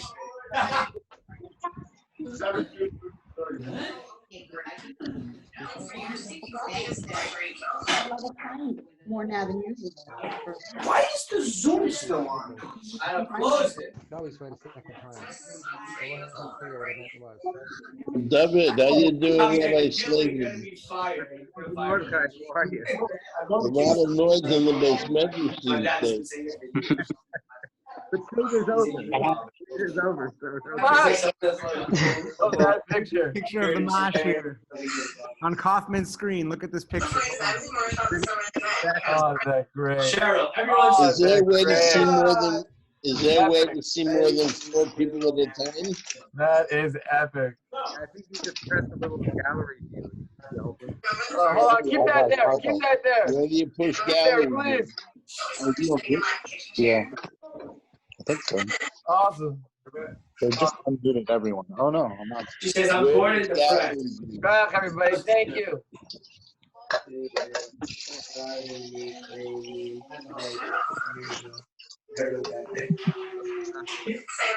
She's the best. You're so mean. 47, okay, go. 47 Derby Avenue. Cheryl, right? Okay, that's love with hearts. Can you text that to me because I'll fill it out so you know. 47 Derby Avenue. Woodbury, New York.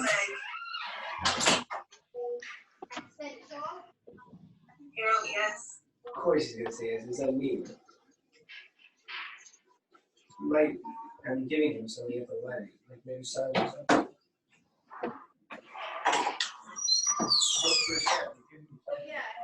Bro, it wasn't for him, I wouldn't have a career.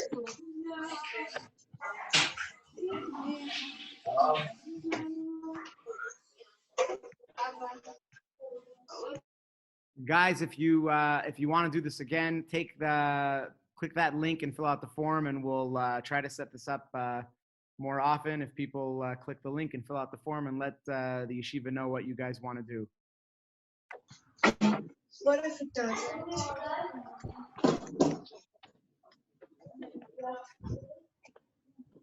Where's mommy? She's on the Ken Brother now. She's on a Zoom call. The old peer program. Today? No, before that. I remember. Oh, because of this program. I just want to he was working with that. He was with this season. Maybe do share.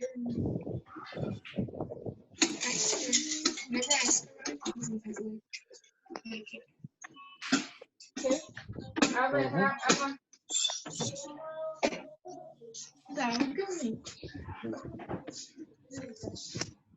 I'm happy you consider me a phone. Thank you very much. That's not what I said. I said, look, come in, you look at the phone. You said, okay.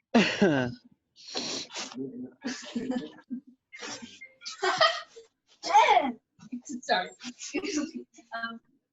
And yours, Mateo.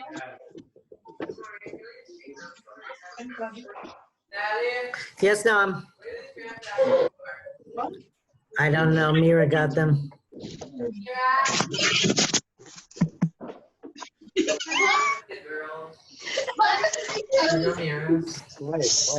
No, hold on. She's probably in her bedroom. Oh, look. Mommy. I hear mommy talking. Mommy. Look, he's stuck now. Can I walk in the room? No, he's busy.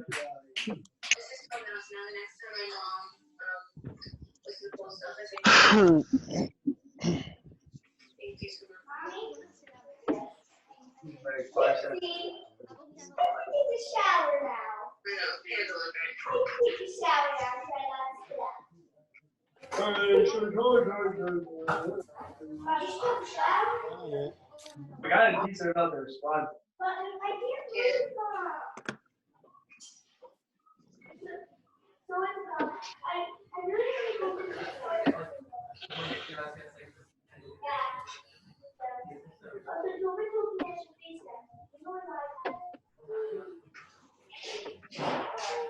I did like that, like sign.